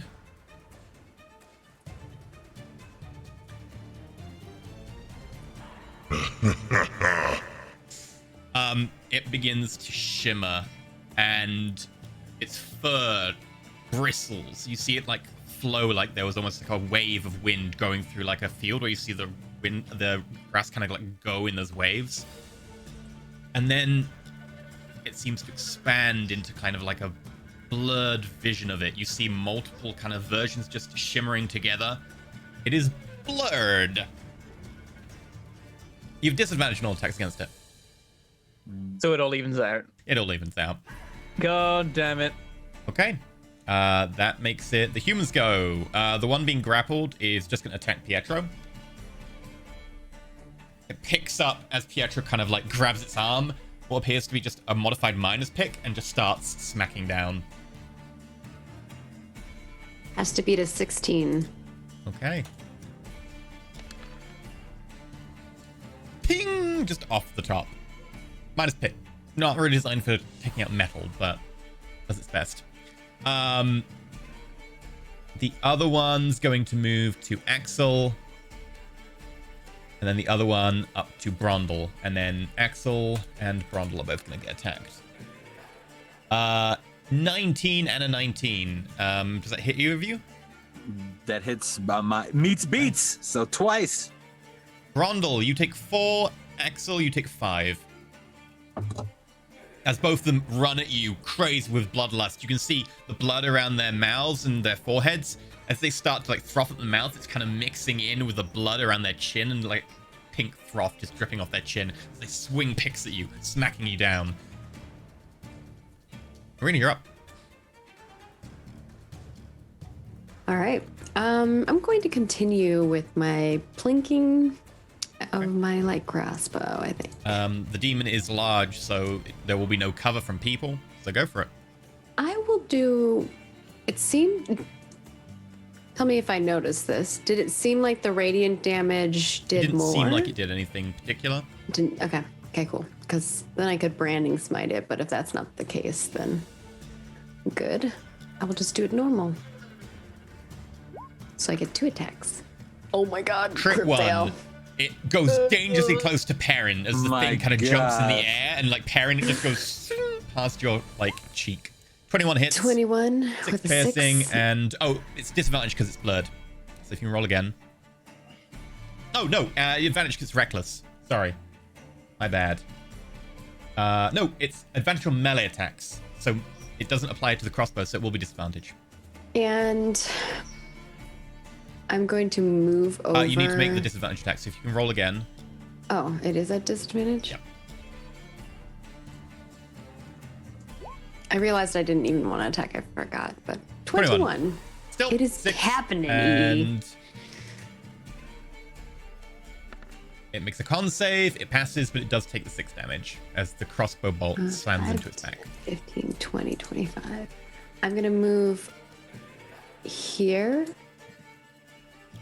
This is Brondel. Okay. That's as far as I can move, so I'm going to move there. So next time, hopefully I can tie this. Pietro's going to keep just holding this person. He's not going to try to hurt him or anything. That's one Pietro's holding. Yeah. If he's holding them, can he like knock him out, or he can like, just do non-lethal melee damage. Sure. Yeah, to like just knock him out. Okay. Is that just normal attack? And Pietro's smart enough to make non-lethal damage, so yeah, he'll just make normal attacks. It's just you declare the melee attack to be non-lethal before you roll. 17. That is a hit. I might not need to attack again if they don't allow age. They are unconscious. 11? Okay, cool, perfect. Pietro just, as they're held down, looks at you and you like, non-lethal! And then Pietro just like... Okay. Bam! Just backhands them.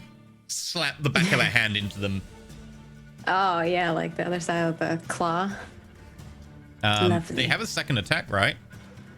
He does. This is another person, right? He'd have to move, but there is one there. There's one here. Yeah. I guess he'll go for this one by Brondel and try to just knock them out non-lethal as well. Okay. Actually, okay, I was gonna say if that person was grappled, wouldn't that been? No, grapple doesn't do anything.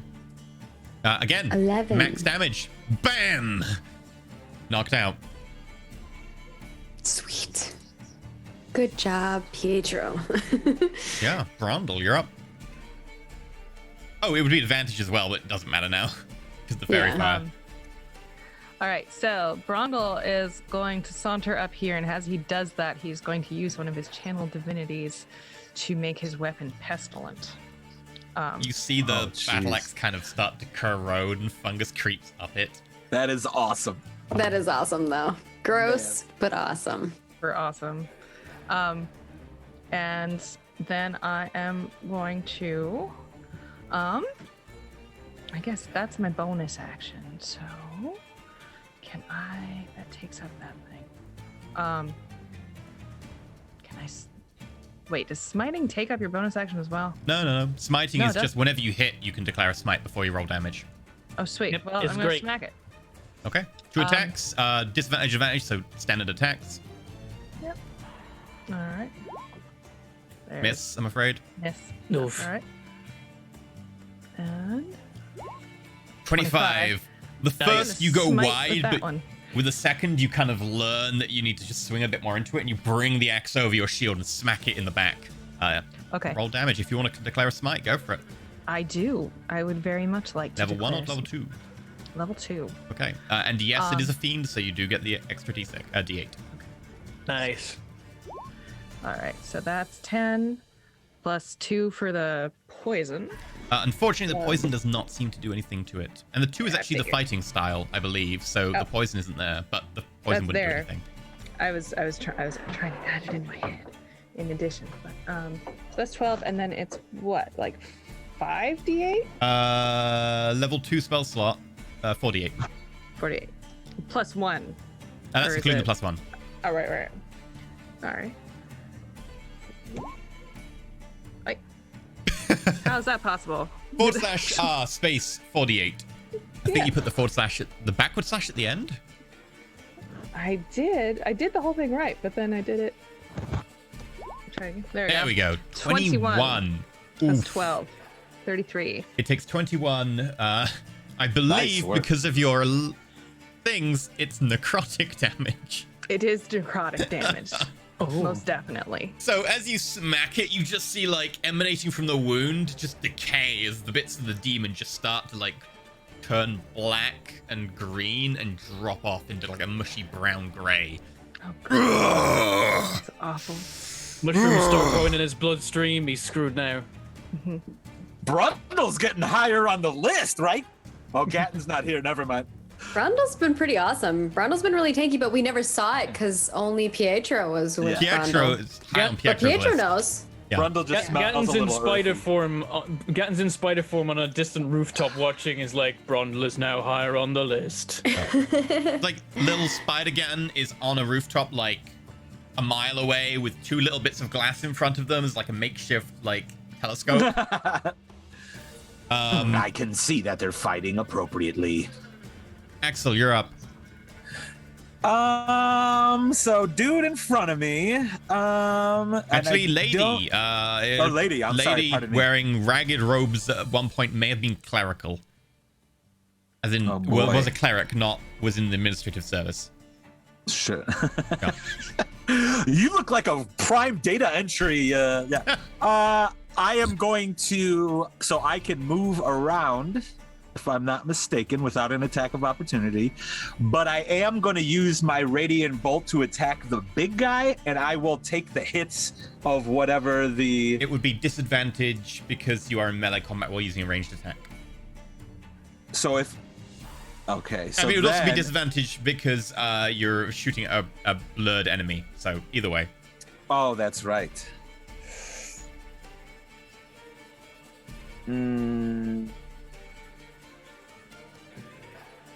Then I'm gonna, because I feel like we are trying to preserve the humans and kill the beast, so I am still going to try to attack the big beast monster. Okay. Make your disadvantage attacks.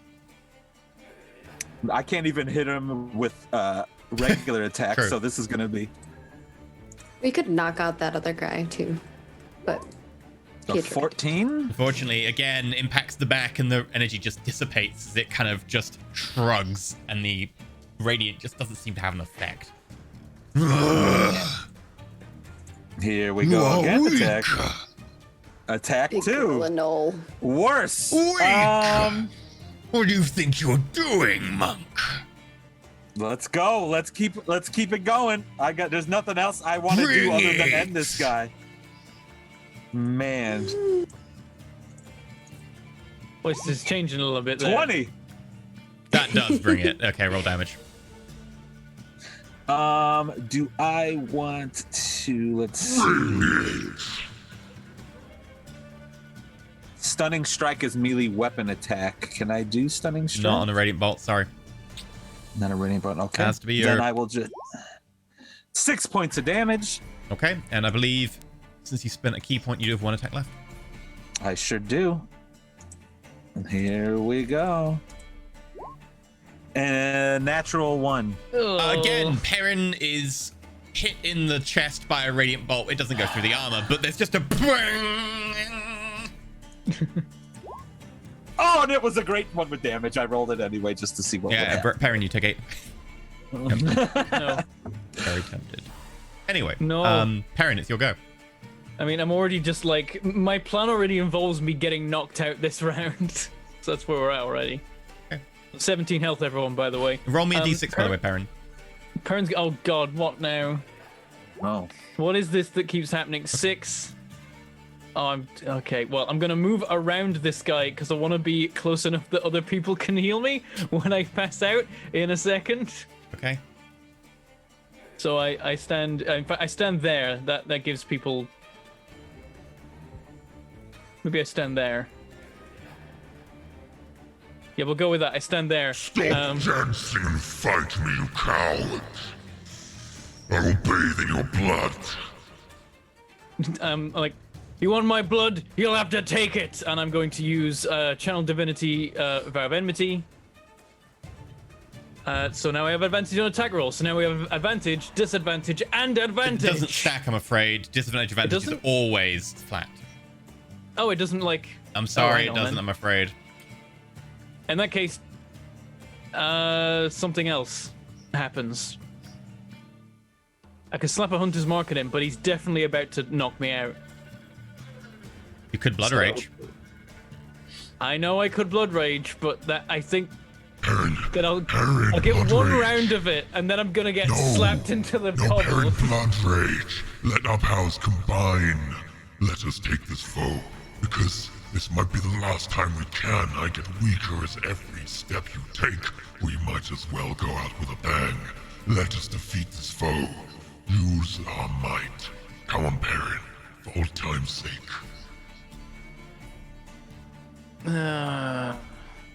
Fight his rage with ours. Let me check where's it gone? Where's the sword gone? There it is. No, that's the Reaping need Blade. my There's too many great strength. swords. Add our strength together, Perrin. 2 additional damage. Perrin, Oh yeah, I get advantage if I. No, I get the healing if I hit him. Perrin, Yeah, all right, fine. yes. Thought it. I activate Blood Rage.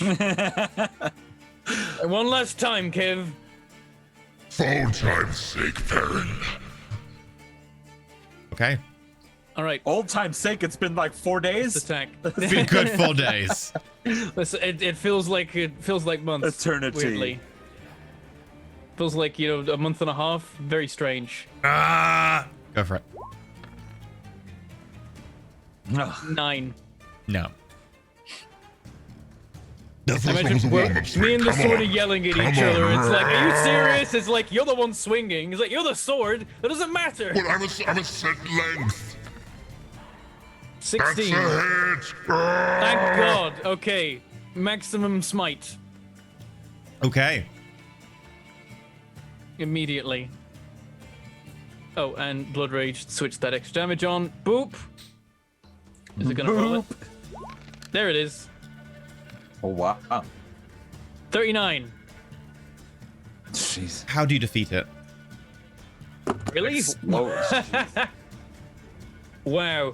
I say the words I was gonna say before. Yeah, I'm like, no, I change it. Like, I run around him, to like come side to side with Brondel, and then I say, "You want my blood? Then you shall have it!"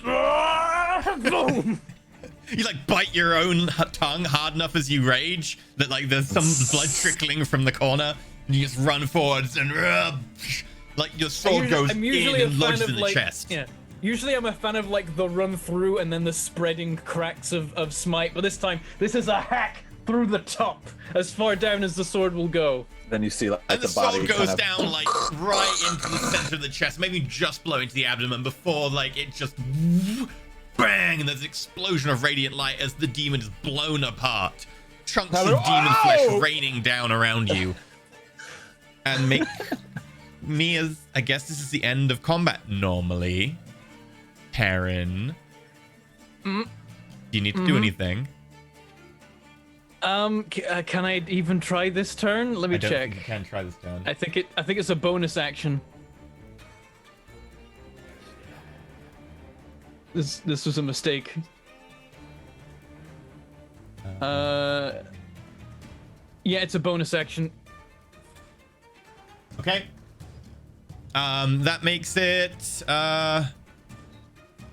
technically you all think you're out of combat. So what do you do for 6 seconds when you're out of combat? The demon explodes. Well, this person's not knocked out, right? Oh, actually, sorry, I forgot about them. They're not knocked out. That makes it the Berserker's turn. It's gonna attack Axel. Sucks to be Axel. I thought the thing is dead. Isn't the people? What about the people? They miss you massively as they swing with the pick. I'm not even. I'm like. I turn and say, "Why are the people still crazy?" And it accidentally moved out of the way of its attack. Like, why did you do? Hi. Okay, that makes it Arena's go. Arena is going to put the self-lighting bong on the person that's here and try to like get them to breathe in some of the tame one that we had, whatever one that was. It was already packed in the bowl. That'll be an action. She's gonna do that on this one, and I have a self-lighting thing, so that should. Yeah. Just takes an action. Okay. Won't be like and then, complex thing. So I get extra health. I'm just gonna add that in. Mecha Peter will just move over here and slap this person. Okay, 2 slap attacks. Non-lethal. Just like backhand him.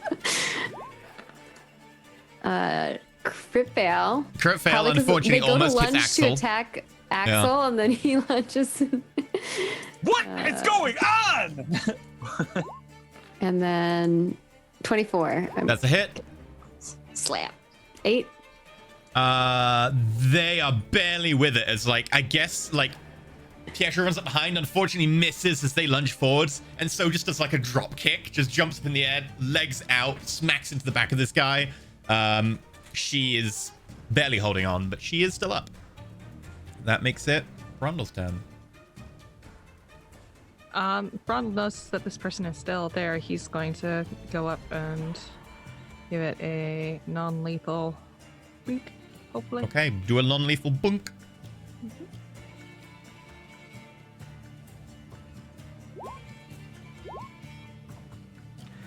24 to hit. Okay, that hits. Yeah. They had 1 HP left, so you bunk, and there's a horrible, like, squelching sound as they turn, and you collide with their nose, which is very flat, and they go down. Okay. There we go. Bone, gonna just celebrate the victory with your misses. There's nobody else around me, right? So, yeah. Yeah, can I, Oh, wait, we're also starting to be kind of quiet because there's still potential there. I was gonna do my air guitar. Can I do it real quiet? Can I do a real quiet air guitar? Do you activate the ring, or do you just pretend to, like, air guitar? I'll just pretend because I don't want to activate the ring because it's probably... Sadly, there's no volume dial on the ring. Yeah. Boop. Turn it to 1, please. Okay. There's nothing I can do, I guess. Perrin, it's your turn. Can I make the bonus action first, or do I have to first do the thing? Let's look.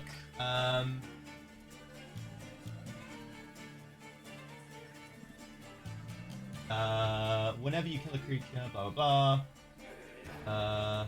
It's the last one in Blood Rage. You can do your bonus action first. It doesn't state that your Okay, bonus so action there's a first. moment where like he's slain the beast, and then he's Brundle's ready to exposed kill back more is things. right next to you. And then he turns and like he begins to raise his sword, and then there's Yes, a like yes, kill, glorious in the back of his combat. mind. So in the back of his mind, he's like, no. Yes. I make a charisma check. Spending a bonus action. Charisma save, isn't it? Yeah, Charisma save. Yep. 24. I'm like, raise sword. What are you doing? No. And then with I force lower of the will, sword you again. managed to just about push back that red curtain of fog that is over your vision.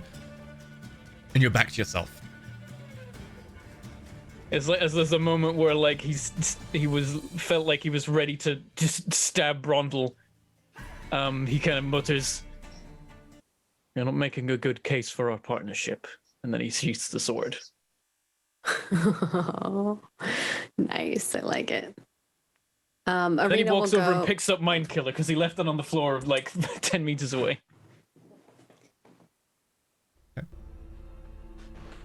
You're out of combat.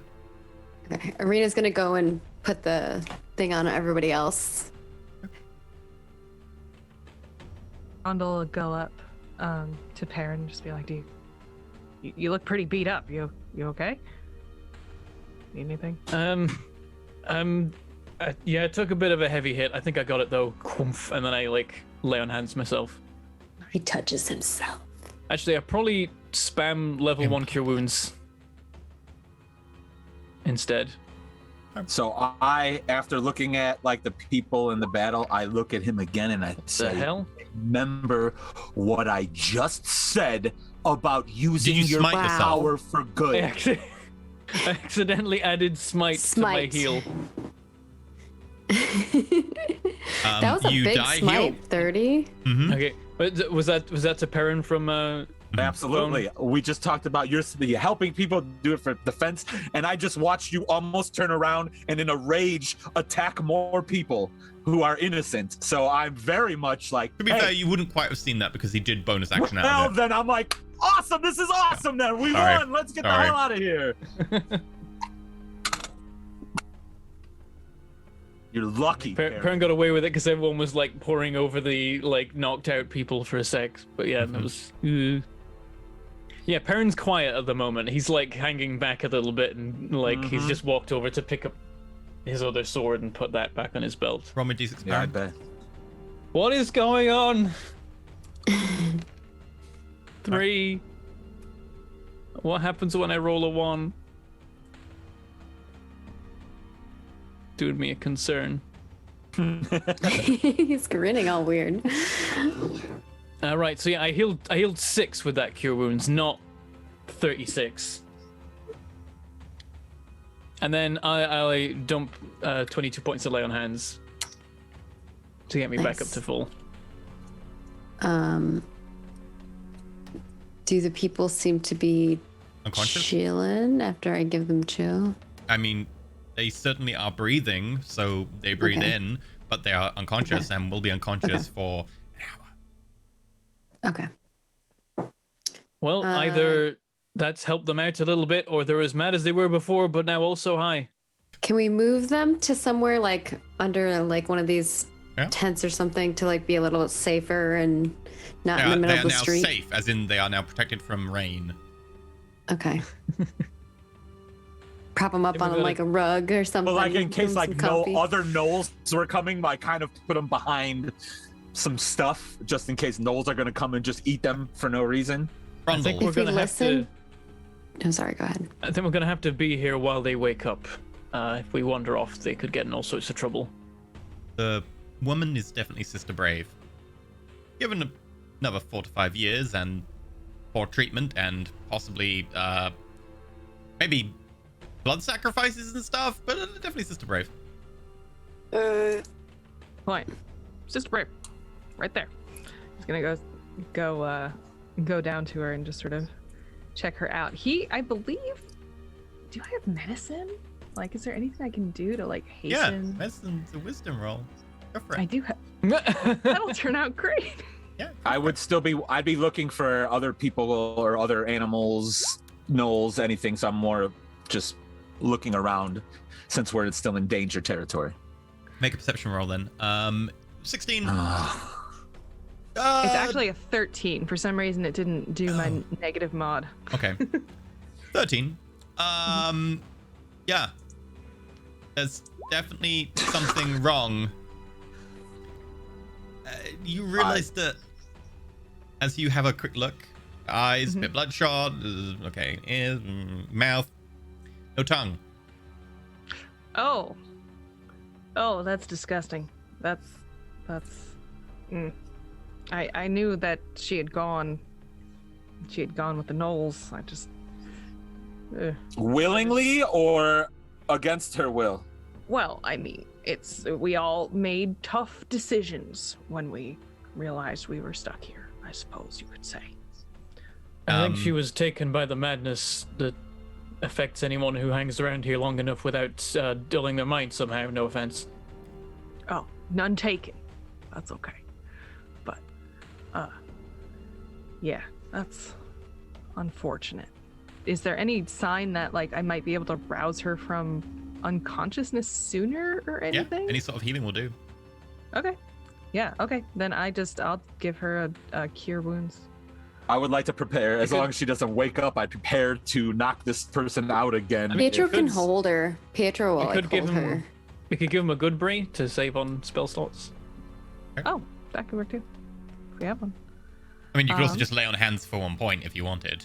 I have that too, but good berries are even cheaper right now. Even cheaper. Well, I would say use a good berry, yeah. Yeah. To be fair, Gan isn't here, so I would say that Gan hadn't given you good berries last night, because otherwise it feels a bit like Okay, I put a point of lay on hands on them. Point of lay on hands. Conveniently, I have 3. Oh, great.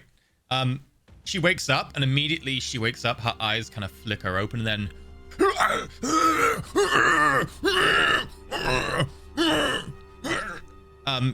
she is held, so she's going to attempt to make a disadvantage bite attack versus Perrin, who lay on hands her.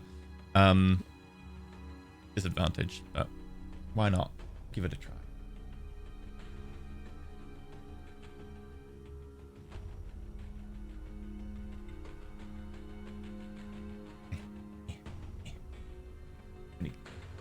Creatures.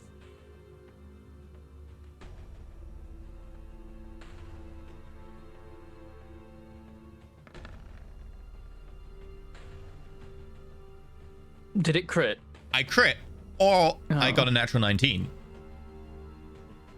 You take 2 points of damage as she bites onto your nose and rips a chunk out of the side. Ah! And she swallows. Vicious. How much damage? 2. Okay, oh. I don't think it His works. noses aren't vital. Ow! Oh. I wanna knock this person out again. Make an attack roll. Hold on. They're restrained. It's okay. I mean, they're going to keep trying to get out the restraints by the look of them. Yeah. Unless you have a better option, it's a rabid animal. I don't know. I just don't want to have to go through it again and get my nose You can bitten off the try, second but they're time. trying to moving around. I would say it would be kind of like probably a dex or strength roll at disadvantage because they're resisting. Can I aid by holding a head? I mean, they're restrained, and Sure. I could aid by holding the head. I would say it would be an opposed grapple then. Just an opposed grapple to try and get it on long enough.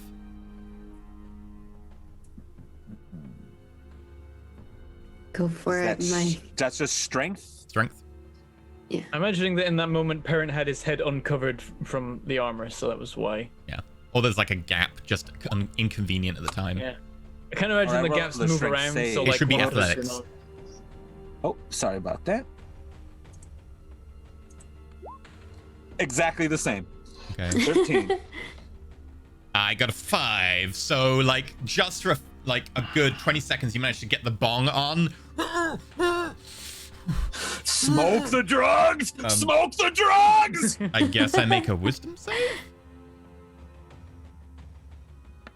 I think that's what you gave us, yeah. Okay, I guess I now roll something. Yeah, the stream started with me bleeding from my nose and ended with Perrin bleeding from his nose. I think it's, perfect circular. Okay. Full circle. 52. What does that mean? 52. No, they're rolling on the weird effect table. Oh. They become a pangolin. They become a pangolin. Yeah, as they go, you see their eyes get even more bloodshot, and their muscles all strain, and they manage to just about push. I'm gonna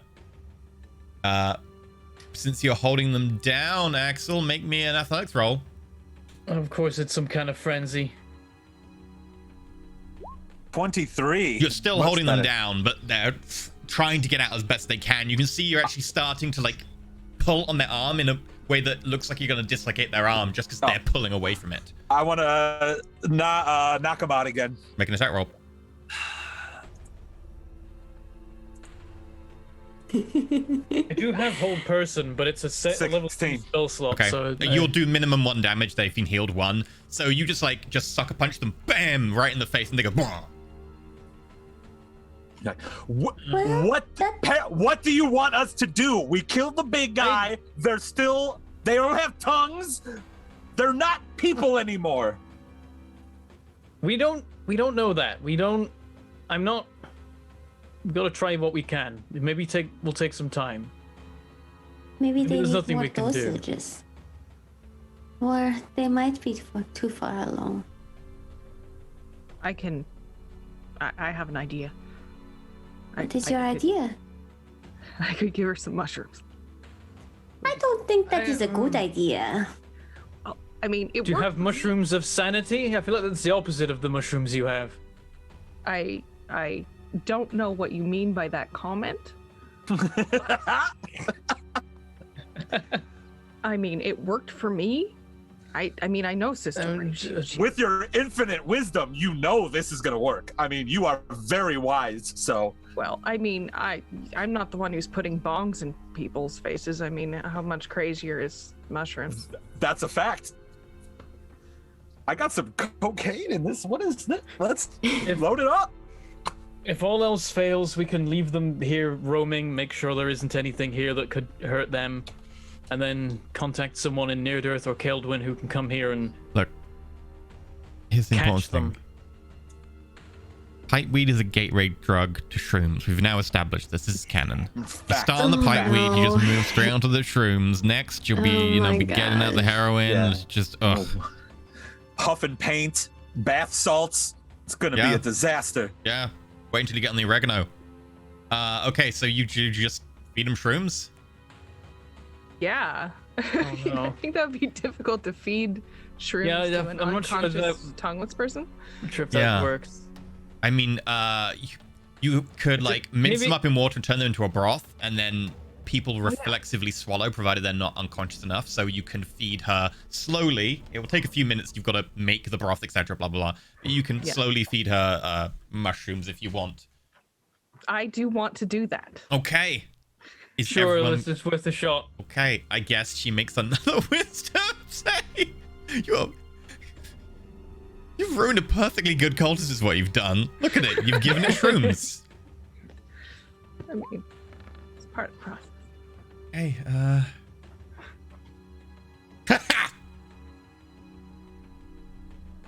Oh, what's happening this time? Do you want to wake him up? Sure, I will. I'll get on her so I can try to grapple her. 1 point lay on hands. Pietro I'll grapple. use another point of lay on hands. I'll cover my nose ready. Okay. Pietro will grapple.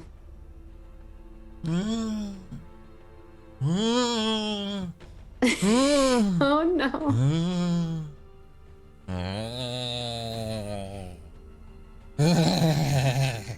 I don't think this is an improvement.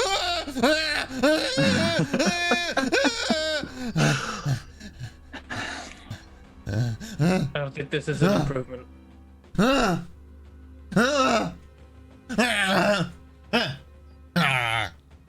mean, I guess they're not trying to kill us. They appear to be having vivid hallucinations.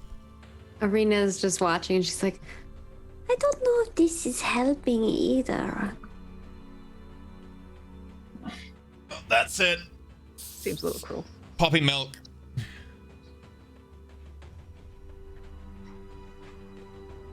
I think these people need professional medical help that we cannot provide them. Huh. Interesting. I look over at Bone. So we decided to go into battle yet again when we were unequipped to solve the problems.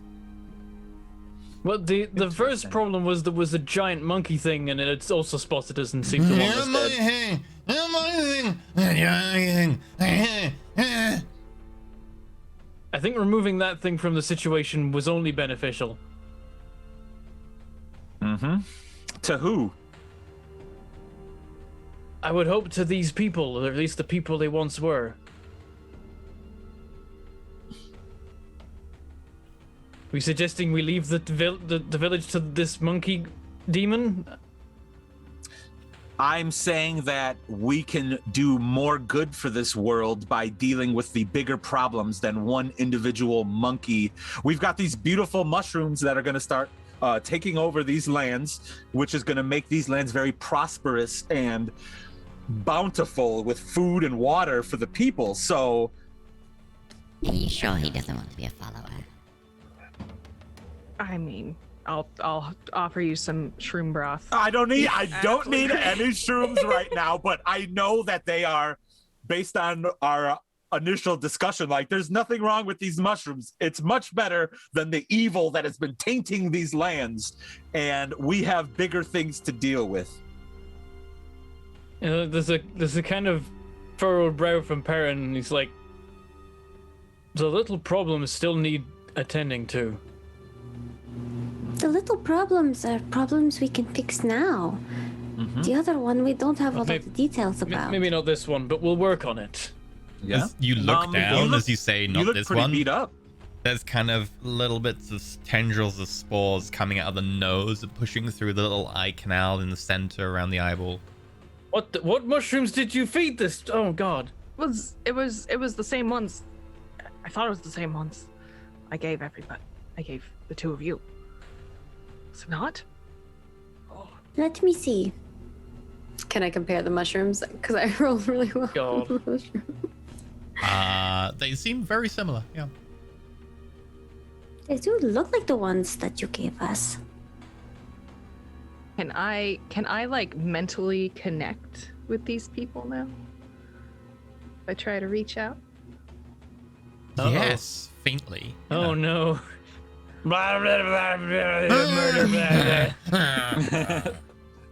Sister Brave. Right there. The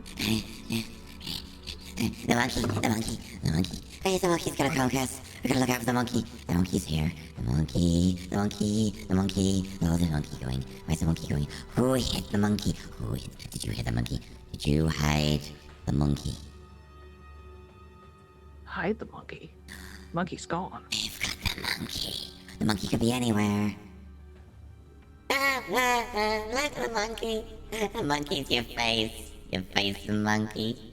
It's big as orange. Your face is a monkey. Your face is a monkey. Everyone's a monkey. They seem to be obsessed with monkeys. Oh. Have they made some kind of monkey cult? Like they like the monkey, or Brave Yanoku. Yeah. We spanked the monkey. The monkey has been spanked. What? Snap out of it. Yeah, they're still very committed cultists of you know who. I believe. That's a real shame. I'm gonna destroy you. I'm gonna slaughter you all. I'm gonna bleed you dry. I know when you're a monkey. I call you when you're a monkey. Oh, Sister Brave. I'm sorry this happened to you. I look to Perrin. what should we do now? I don't think we can help them until we get help from someone who knows these kind of things. Should we There's still a chance that time will heal these wounds at least a little. I think for now we leave them here. We go get someone in Near Earth who can come back and help them. have some rope? We could tie them up. I mean, we could. I mean, you mean tie him up and like throw him in the cart, bring him with us? I don't know. I don't know what you want to do. If we leave them here, we have to leave them free to move around so they can scrounge some food and survive. You mean eat more of those mushrooms? I don't think this is a good idea. I say, like, leaning towards you quietly. Okay, so trying tying not them to up let and Brondel hear me say that. so tying them up and putting them in the cart and taking them with us to Near Earth, then? I don't know. I feel like those are the two options that keep these people alive. I have an idea. I don't know if this will work, DM, but do I have any connection to the devil or the evil thing that I made a pact? Yes. With? You made a pact with it, so yeah. I would somehow you can effectively, by praying to it, it could hear you. Yeah. It can choose to hear you. It can just ignore you. I would like to pray to the librarian. Okay. We have cleansed these lands, and now there are these monkey worshipping cult things without tongues in it. Is there anything you can do to bring back their sanity? The best thing you could do for them would be to cleanse the land of them. They are cultists of Yanogu. They have given themselves over entirely. The only thing that could cure them of their madness would not even cure them of their life choices. But there are powerful magics which can restore someone's mind of madness. They might still choose to worship Yanogu, as they did. The best bet, the most efficient solution for you, would be to end them.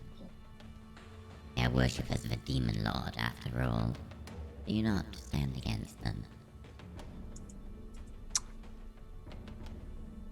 So I feel that we have no other option than to relieve their suffering. I'd say that's apparent in the group. If you want this place to be safe, if you want your homeland to be settled again, then to your point, they should not be allowed to stay here. Think there's no helping them? Do you have any ideas on how to do that? I don't know, but I don't know everything. Maybe there is a way. Maybe someone else knows. So should we spend all of our resources helping these three people, or trying to help the greater good of all the other horrific things that are happening in this world? It is up to you, and I will... The thing about the bigger picture is you can keep going. Yes, we can, but with three rabid, tongueless animals that want to eat our noses, is that going to help us on our journey or hinder us? They're not animals, they're people. I don't know what's happened to them. I don't know whether they can be saved. Do you think their tongues could be put back? Do you think the taste of your blood could be erased from that one's memory? I mean, there are spells that allow you to change people's memories, and you could also probably grow a new tongue. Grow. It just says this like reluctantly, like not even. Grow a new tongue, huh? You Well, guys are crazy. You could grow all kinds of different organs with a spell. Not that. Do you know that spell? know Do you how to know do where that we could spell. find that spell? No, but I've read about some of those things in books before. But it's too complicated for me. Then the choice is yours, Perrin. I won't choose to kill these people unless I know they're truly lost. I would propose walk. I'm not running away, but I kind of turn around in deep thought and kind of walk a little bit away from the party. not far away enough where I'm like leaving, but just kind of like on my own a little bit. So what do you propose we do, Perrin? Leave them here or take them with us. Either way, seek out someone that might understand what has happened to them and have solutions. We need to clear this place up. We cannot let darkness continue. Especially because those mushrooms are going to keep growing if we don't get rid of it all. Then we tie them up and bring them with us. Aaron. All right. No. Sorry, Aaron. FYI, you know that trying to get into Near Earth is going to be interesting. Hard. Especially because you are a little bit maybe suspect. Trying to go into Near Earth carrying 3 mad prisoners is definitely going to draw attention. You know that. No roll required. Just FYI. I don't want to say you can't do a thing. I'm just giving you a massive heads up that will be something else. Yeah, it's a risky game to play. Part of is like, I wish we were going to Keldwyn, but it's so far away from here. I have a question. Mm-hmm. Could we I'm not going to kill these people either. I remember a time when I would never do anything like that, and I can't entirely say I never have in the last few years.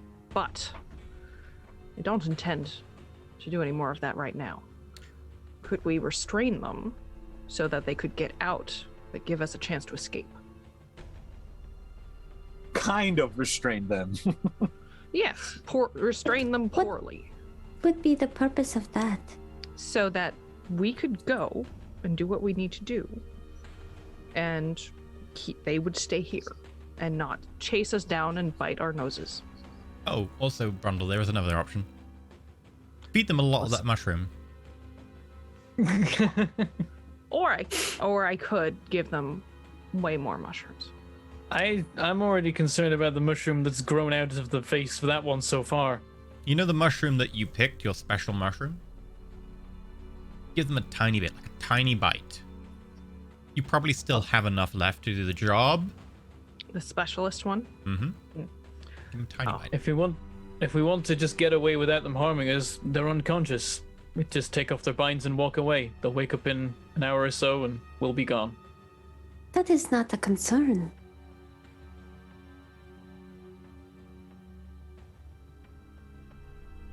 I get the funny feeling that if Gatton was here, around about now we'd look over and he'd be busy stabbing a knife into the third one. Like, oh, it's just a spider on the third one's chest, just with like a pin. I'm a good bean. If Gatton was here, he'd be like, I'm putting them out of the misery, guys. Feed them. Feed us to them. Let us cleanse them. We will cleanse them with our mushrooms. We can't stay here much longer. We need to get going. I look back because I'm a little far. Might I remind you there might be other gnolls and other things wanting to eat us. We should probably go. All right, let's leave them. They can wake up, go wherever they want to go, and when I get to Near Earth, I'll seek out some people that might be able to help. If a lot of villagers return here, then they could work together to wrangle these people and get them some help. Yeah, because what you said to me earlier about what are these people going to defend against that, they seem very able-bodied, your average citizen of this town, to deal with this kind of thing. We can't even. Oh, Sake of expediency, who is tying them up? Because they'll make a survival roll. Perrin's saying we don't tie them up. Oh, you don't? You just leave them unconscious. Okay. They'll wake Yeah, up that's and what then Perrin go, wants to do. and then wander off. Arena wants to defeat everything that we can possibly kill in this village and take people with us. But for sake of speed, that is what... You can make the decision next week if you want. I mean, you can also just feed them mushrooms. Because, you know, why not? Shrooms, weed. If I was Brondel, that would be what I would have already done. Do you want to, Brondel? I'm considering whether his low wisdom also translates into the kind of impulsivity to do that when it's obviously creeping everybody out.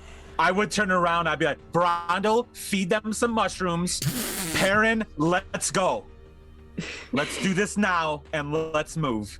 And Brundle says, "Oh, okay." All right. Okay. No. Oh, I mean, if you're doing this in front of Arena, Arena does not agree with this. She's like a good bean. She wants to save these people. So, do you not feed the mushroom? Forget the mushroom bit. Let's just go. Aye, aye, Captain. Let's rock. Mind if I just have a moment with Sister Brave. Sister Strength? What's her name? Sister Brave. Sister Brave. Brave. Sister Brave. There we go. Yeah. Sister Strength. Do you mind if I just have a moment with Sister Brave? We fought together for a long time. Go ahead. Insight. I'm gonna insight. I don't Deception. trust this. Arena is like so Naive. 6. Yep, naive. He's very stressed out about all of this whole situation. Sister Brave's already full of shrooms. Honestly, Forget it seems very fitting. Like you're quite a compassionate person, and letting Brondel have some time with their former compatriot before catching up makes sense. You know where Lonnie is? You can head over to Lonnie. Seems like Okay. Brave could catch up with you.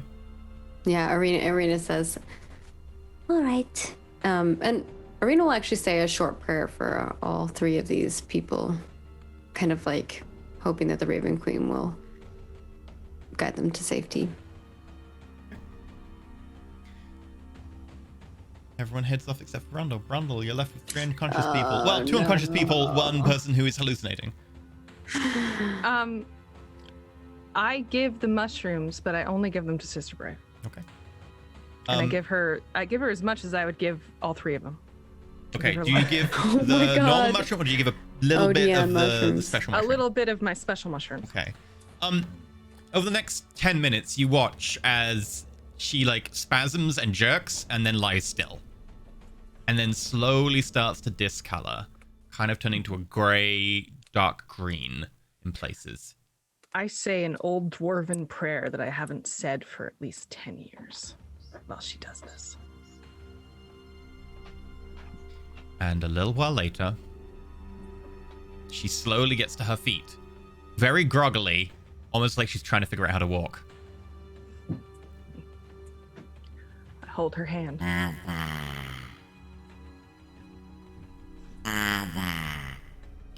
What?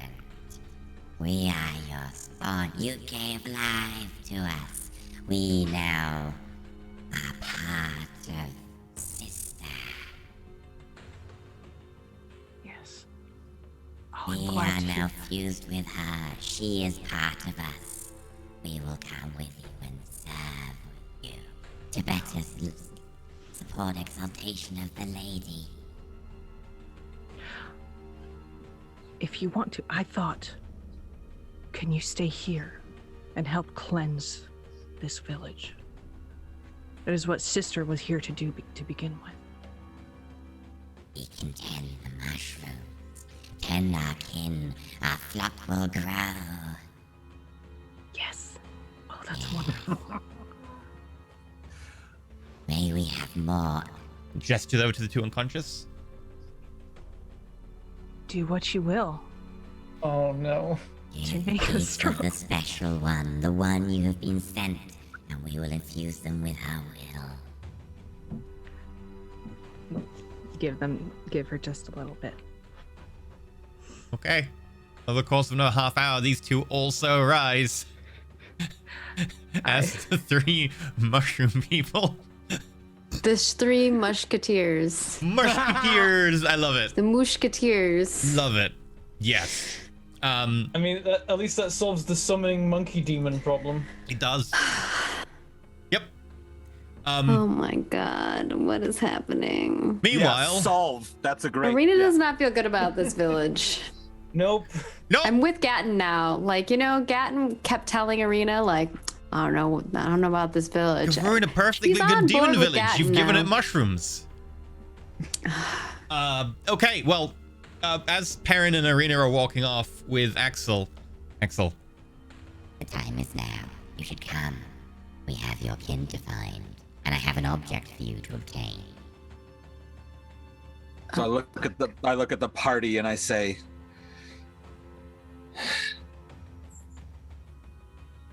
a lot has happened in this town.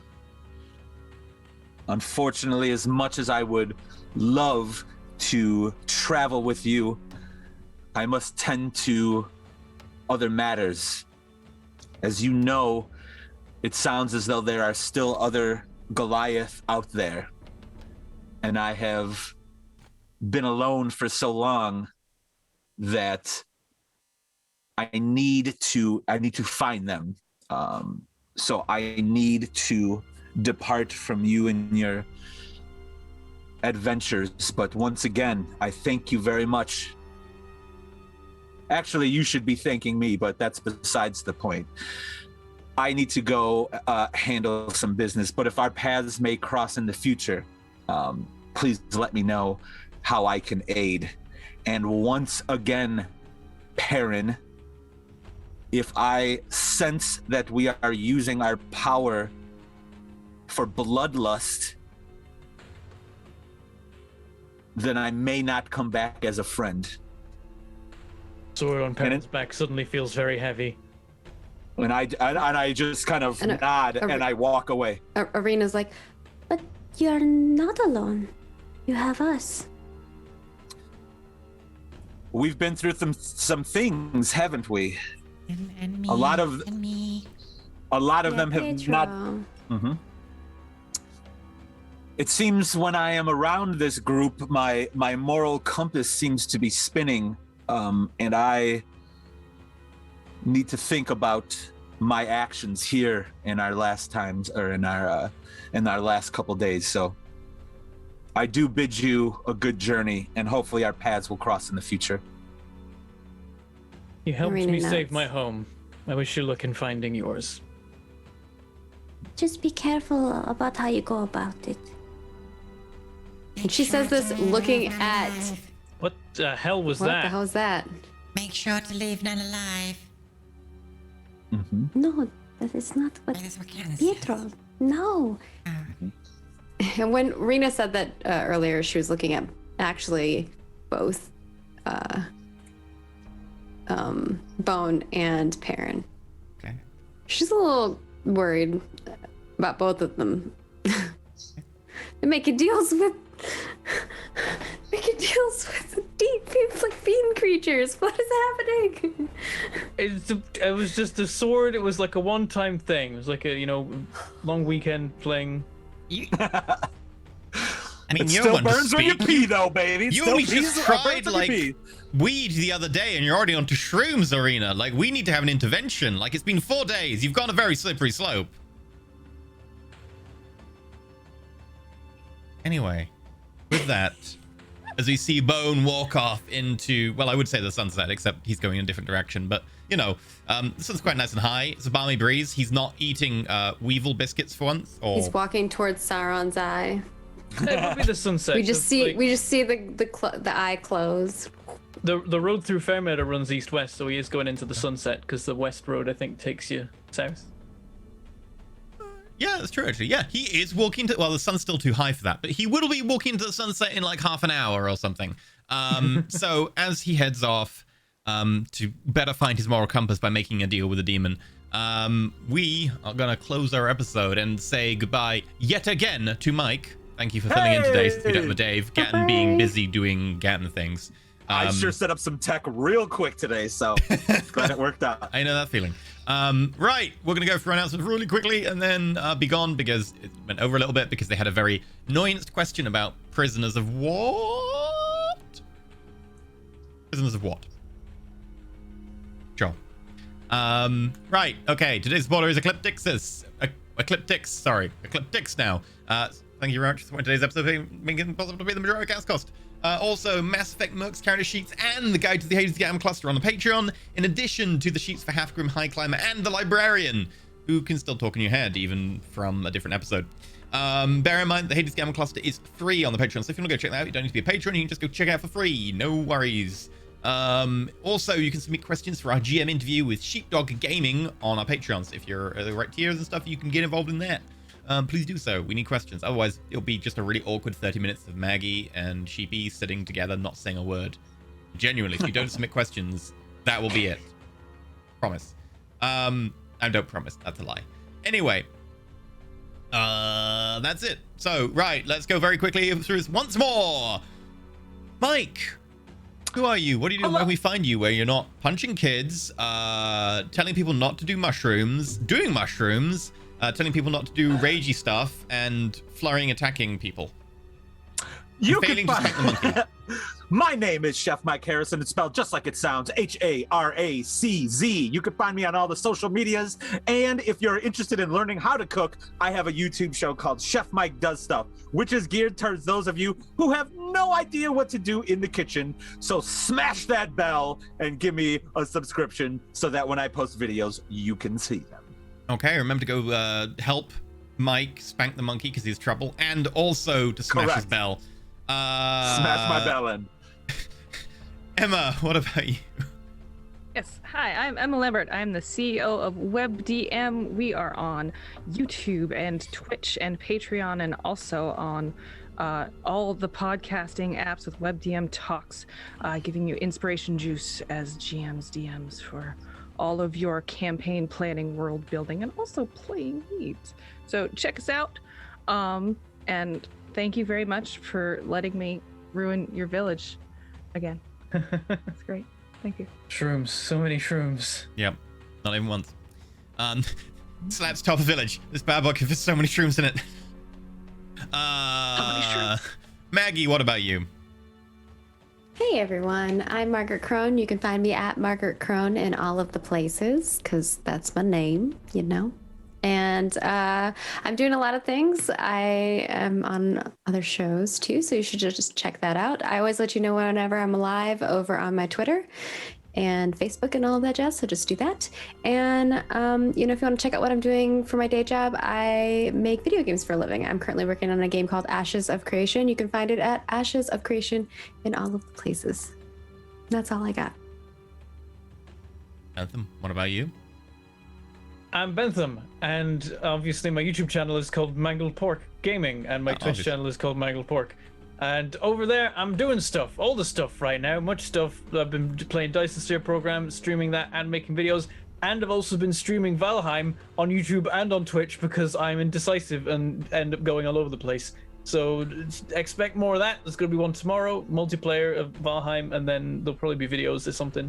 We'll work it out. Oh yeah, today I put out a video of Dyson Sphere program, which was called Causing Myself Problems and Why That's Okay in Dyson Sphere program, or something like that.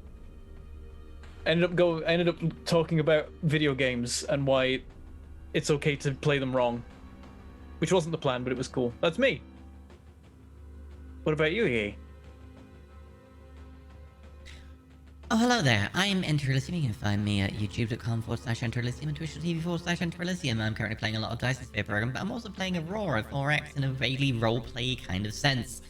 We're now at war, and the role-played elections has ended up with a role-played parliament, which have decided the role-play rules of engagement for our war, and now I have to fight that war, so that's gonna be fun. But also Dyson Sphere program, where I'm colonizing space, and it's fun. Sorry, stream. Probably gonna stream tomorrow, Dyson Sphere program, because I got a problem. I have a problem, you got a problem. It's got a problem. It doesn't have enough of my stream within it. I don't know. Anyway, right. We had a couple of tips today. First tip, it's from Kenneth87 for $30. Oh. Requesting this in hand puppet voice. How will the party survive without Ganon? Also, happy level up day, B-Dave!